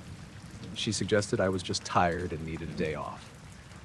I agreed, even though it didn't really help. I drove that same route again a few nights later, deliberately this time. Same hour, same conditions. Nothing happened. No strange light, no missing time. I passed the silo and made a point of saying it out loud as I went by, like that would anchor it in place. A week went by, then it happened again. This time I was coming home earlier, around 10:30 p.m. The sky was overcast, low clouds reflecting the glow of the town behind me. The road was damp from rain earlier in the evening, though it wasn't raining anymore. I was halfway through the dark stretch when the road brightened. Same light, same even glow. It reflected off the wet asphalt, making it look like polished stone. The trees lit up again, too clearly, too evenly. I slowed almost to a crawl. I rolled the window down all the way and leaned slightly out, looking up. Still nothing. No sound. No wind. The rain-slick road didn't reflect any visible source. This time I felt pressure in my ears, like descending in an airplane. My stomach fluttered unpleasantly. The light faded again. I stayed stopped for a few seconds after it was gone, breathing slowly, trying not to panic. When I started driving again, my hands were shaking. I passed the silo a minute later. I watched it the entire time, unwilling to look away. When I got home, I checked the clock immediately. It was 6 minutes later than I expected. Not as much as the first time, but enough to notice. Over the next month, the light appeared 2 more times, always on that same stretch of road, always brief, always silent. Each time I lost a few minutes, 3 minutes once, 5 another. I never remembered passing the silo when the light showed up. It was like that part of the drive just didn't stick. I tried recording the drive with my phone once, propped on the dashboard. When I checked the video later, the footage jumped slightly during the stretch where the light should have been. Just a small skip, like dropped frames. The timestamps jumped forward by 4 minutes. There was no visible light in the recording. Eventually, I started taking a different route home, even though it added 20 minutes to my commute. I didn't like the feeling that came with that road anymore. It felt watched in a way I couldn't explain. Sometimes, though, when I drive past the turnoff for the old highway, I feel that same dull pressure in my ears. And for just a moment, the sky ahead looks a little brighter than it should. I keep my eyes on the road and don't slow down. The first thing I noticed was the brake lights. I was driving east on Route 22, the stretch that cuts through farmland and low hills before you hit the river towns. It was late but not fully dark yet, that in-between time where the sky still held some color but the road felt empty. I'd left work late, missed dinner, and just wanted to get home. No music on, just the sound of tires and the occasional passing truck. There were maybe a dozen cars ahead of me, spread out, all moving at a steady speed. No congestion, no reason to slow down. Then, all at once, every red light flared. Not gradually, not one after another. Every single car ahead of me hit their brakes at the same moment. I pressed mine too, more out of instinct than understanding. My coffee sloshed in the cup holder. The nose of my car dipped, and I remember thinking there must have been a deer or an accident up ahead, something I couldn't see yet. But there was nothing on the road. We slowed from about 65 down to maybe 30 in a few seconds, all of us still moving, just hesitant. Nobody honked, nobody swerved. It was like the entire line of traffic had the same thought at the same time. I leaned forward in my seat, squinting through the windshield. That's when I saw the light. It wasn't bright, not like headlights or a flare. It was dull, almost matte, like a soft glow without a source. It hovered above the road. It centered over the right lane, maybe 50 yards ahead of the lead car. It didn't cast light on the pavement. The asphalt underneath looked the same. No reflection, no shadows. The light was there for less than a second. just long enough for my brain to register it as something that shouldn't be there. Then it vanished. Not shooting off, not fading, just gone. At the exact same moment, every brake light ahead of me turned off.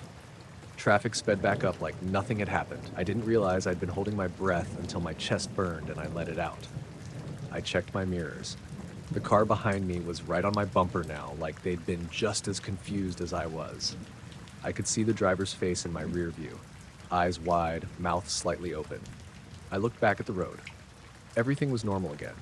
The sky looked the same. No aircraft, no streetlights in that stretch. So nothing obvious could have caused a reflection. My hands felt tight on the steering wheel. A mile later, my phone buzzed in the cup holder. I ignored it at first, focusing on the road, but when it buzzed again, I glanced down at the screen at the next straightaway. Text from Dan. "You see that?" Dan worked in the same building as me. He lived a few exits past mine and usually took the same route home. I called him instead of replying. He answered immediately. "Tell me you saw that too." "I think so," I said. My voice sounded thin. Everyone slowed down. There was something above the road. "Yeah," he said quickly. "Yeah, that light, I thought I was losing it." "Why did everyone brake?" I asked. "Did you see anything else?" "No," he said. "That's the thing. I didn't even think. I just hit the brakes. Everyone did." We drove in silence for a few seconds, still on the phone. "Did it look flat to you?" he asked. "Like it wasn't really glowing, just kind of there?" "That's exactly it," I said, past another pause. "You want to grab a beer?" he asked. "I don't really feel like going straight home." I agreed without thinking about it. We pulled into a small bar near the river, the kind with a gravel lot and a flickering neon sign. Inside, the TV was on low, and a handful of people sat scattered at tables.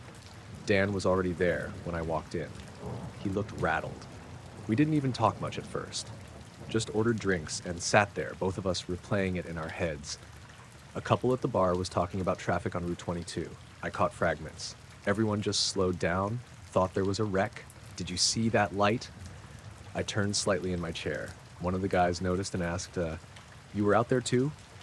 We nodded. He shook his head. "Weirdest thing I've seen in a while." "How long did you see it?" Dan asked. The guy frowned. "Barely at all. Blink and you miss it." That was the same answer everyone gave. No one could describe it exactly. Some said it was round. Some said it was stretched like a smudge. One woman said she didn't see anything but still slammed on her brakes like everyone else. "That's what freaks me out," she said. "Why did I slow down?" I drove home later than I planned. The road was empty by then. I kept expecting to see the light again, but the highway stayed dark and normal. When I got home, my neighbor Rachel was outside smoking on her porch.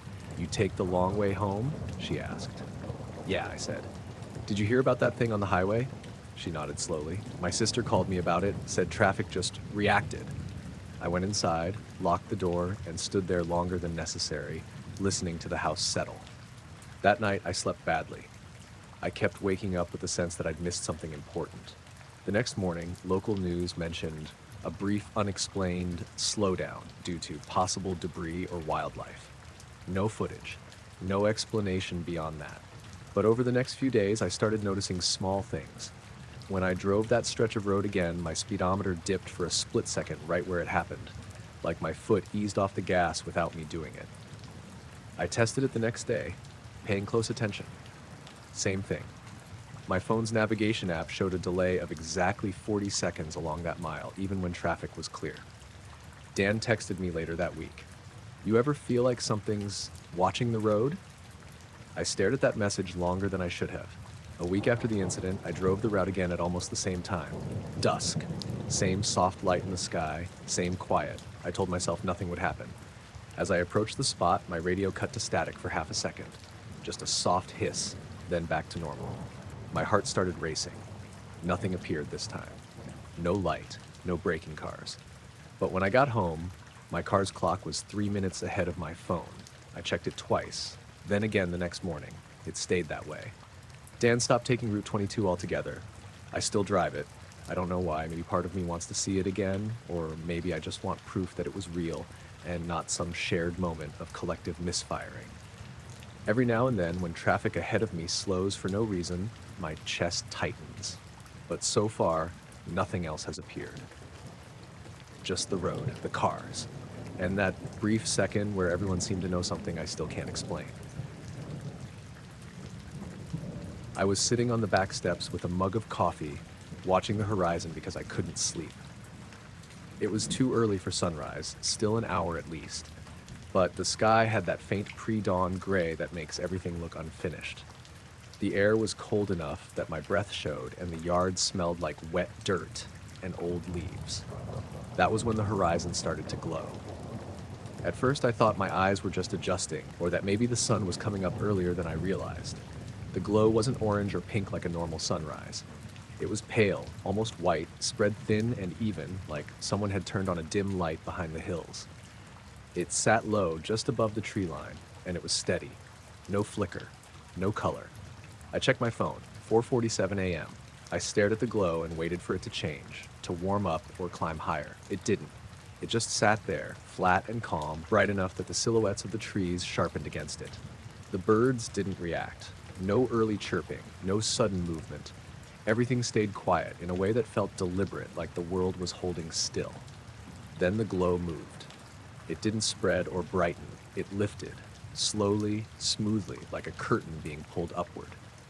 The light peeled away from the horizon and rose into the sky, keeping the same shape, the same brightness, just climbing straight up.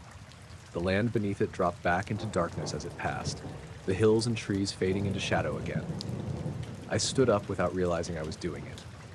My coffee spilled down the steps, steam rising from the splash, and I didn't even look at it. The glow kept rising. It didn't cast light on the clouds because there were no clouds. It didn't reflect off anything. It was just there, hovering now, no longer connected to the horizon at all. And then it was gone. Not fading, not dimming, just gone, like someone had switched it off. The sky snapped back to its normal pre-dawn darkness, stars visible again where the glow had been. I stood there with my hands clenched at my sides, waiting for something else to happen. A sound, a feeling, anything. Nothing did.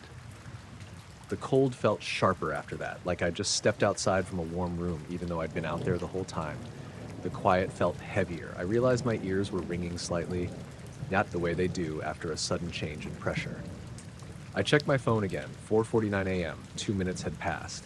It felt longer. I stayed outside until the actual sunrise, which came when it was supposed to. Slow and orange and familiar. By then, my coffee was cold and my hands were numb. I kept replaying the way the light had lifted, straight up, clean and controlled. Later that morning, I mentioned it to my neighbor Ron when he walked his dog past my fence. He squinted at the sky like he might still see something there and said maybe it was a weird reflection from the highway, even though the highway was miles away and below the hills. That night, I sat outside again. I told myself I was just enjoying the quiet. The truth was I was waiting. Nothing happened the first night, or the second. I started to feel stupid, like I'd overreacted to something explainable and rare. Light does weird things sometimes. The atmosphere bends it. The brain fills in gaps. On the fourth morning, I woke up before my alarm, heart already beating fast, like my body knew something was coming. I pulled on a jacket and went outside. The horizon was dark. The stars were sharp and steady. I waited, staring so hard my eyes watered. At 4:46 a.m., the glow appeared again. Same place, same color, same soft, even brightness. It outlined the trees exactly the same way, like it was following a template. I didn't move. I barely breathed. The glow lifted. As it rose, I noticed something I hadn't the first time. The stars behind it weren't disappearing the way they would behind a cloud or fog. They were still there, just slightly distorted, like I was looking at them through thick glass. When the glow detached from the horizon completely, my chest felt tight, like someone had wrapped a band around it. I had the sudden, strong feeling of being observed. Not watched in a creepy way, more like noticed, the way you notice an insect on a window before deciding whether it matters. The glow reached a point directly above the hills and stopped. For maybe 2 seconds, it just hung there. Then it vanished again, leaving the sky unchanged, untouched. I didn't stay outside for sunrise that time. I went inside and locked the door, even though I hadn't felt afraid in any normal sense. More unsettled than scared, like something had broken a rule I didn't know existed. I started writing down the times, always between 4:46 and 4:48. Never on the exact same minute, but close. I checked weather reports. No clouds, no storms, no temperature inversions, nothing unusual. On the sixth morning, I drove out toward the hills after it happened, pulling over on a dirt road where I'd have a clear view. The ground was still dark, frost crunching under my boots. I stared at the spot where the glow had been. Nothing lingered, no warmth, no smell. No sign at all. I stood there longer than I should have, watching the sky lighten naturally, feeling foolish and exposed. That night, I dreamed of standing in the yard again, only the glow didn't lift. It stretched instead, thinning until it was a long, narrow strip of light that cut straight up into the sky, disappearing beyond where I could see. I woke up with my heart racing and the sensation that the room was too small. The glow didn't come back after that week. I still wake up early sometimes, especially when I can't sleep. I sit on the steps and watch the horizon, half hoping, half dreading that pale light will return. It hasn't. But every once in a while, when the sky is perfectly clear and the air is cold and still, I get the sense that dawn is about to break too early again. And for a second, before anything actually happens, the darkness feels thinner, like it's waiting to be pulled away. It was around 9:40 at night when I took Max out. He's my dog, half lab, half something else with short legs and a weird hop when he runs. We usually do a last walk around the block before bed. That night was quiet, clear skies, maybe mid-50s. This was early May in northern Georgia, right between the cool spring evenings and the start of muggy summer. We live in a quiet neighborhood just off one of the older roads that runs past the edge of town. Sidewalks, spaced out streetlights, mostly ranch-style homes. Most folks go to bed early, so after 9-8, it gets real still out there. Peaceful, usually. Max was sniffing around like always, tugging toward a patch of ivy near the sidewalk 3 houses down. We were on the side of the street with fewer trees, just a few scattered yards with box hedges and porch lights. We just passed the Thompsons' driveway when Max stopped. Dead stop. His front legs locked and he refused to move forward. I gave the leash a small tug, thinking he caught a smell or maybe saw a squirrel. He didn't budge, didn't growl or bark either, just stood there rigid, staring at a patch of sidewalk like it was occupied. That's when I noticed how cold it was. Not, it's a little chilly kind of cold. It was like walking into a walk-in freezer. But only in that spot. A very specific spot. I held my hand out and took a step back. Warm again. I stepped forward and bam, cold. My arms prickled and not in a breeze kind of way. There was no wind, no sound except Max's leash rattling a little as he stood there, breathing hard. I looked up, nothing in the sky, no clouds, no jet trails. Street lamp light looked the same as always. Porch lights still glowing yellow up and down the block. I looked back at Max. He hadn't moved. He was staring at a spot roughly 5 feet ahead of us. His ears were up, his whole body tense. But no sound came out of him. That was what got to me. He's a vocal dog, always whining or huffing when he's confused. But he wasn't making a sound. I took a step forward to pull him past the spot. He pulled back hard, not panicked, just completely unwilling. His body said no. It wasn't a tantrum. It was defiance and fear, but really quiet fear, the kind where something's wrong and they're trying not to trigger it. I crouched next to him and held my hand out into the cold patch again. Same thing. A definite wall of cold air. Not blowing, not moving. Just cold. I held my hand there for maybe 10 seconds. I could feel my fingers numbing. And then I noticed I couldn't see my breath. That didn't make sense. It was colder than it had been all night, colder than it should have been for that time of year, but my breath wasn't visible. I pulled my hand back, took a step back, normal air again. I blew out visible breath. Max hadn't looked away.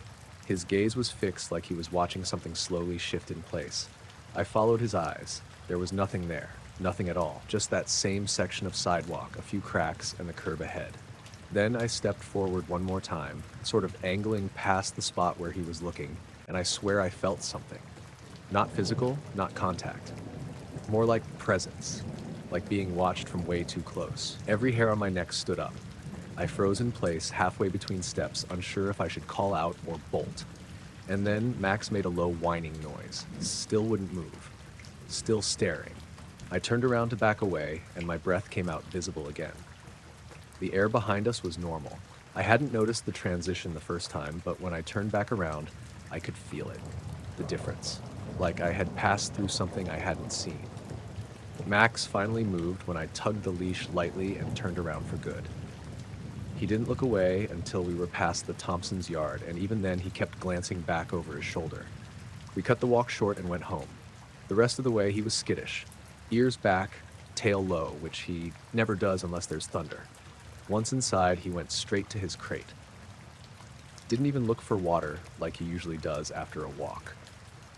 I stood by the front window for a bit, watching the street. Nothing out of place. Same empty sidewalk, same quiet. But I didn't go out for our night walk the next day, or the day after that. And to this day, Max won't go near that stretch of sidewalk after dark. He tugs across the street or plants his feet and looks at me like, pick another way. And I do, every time.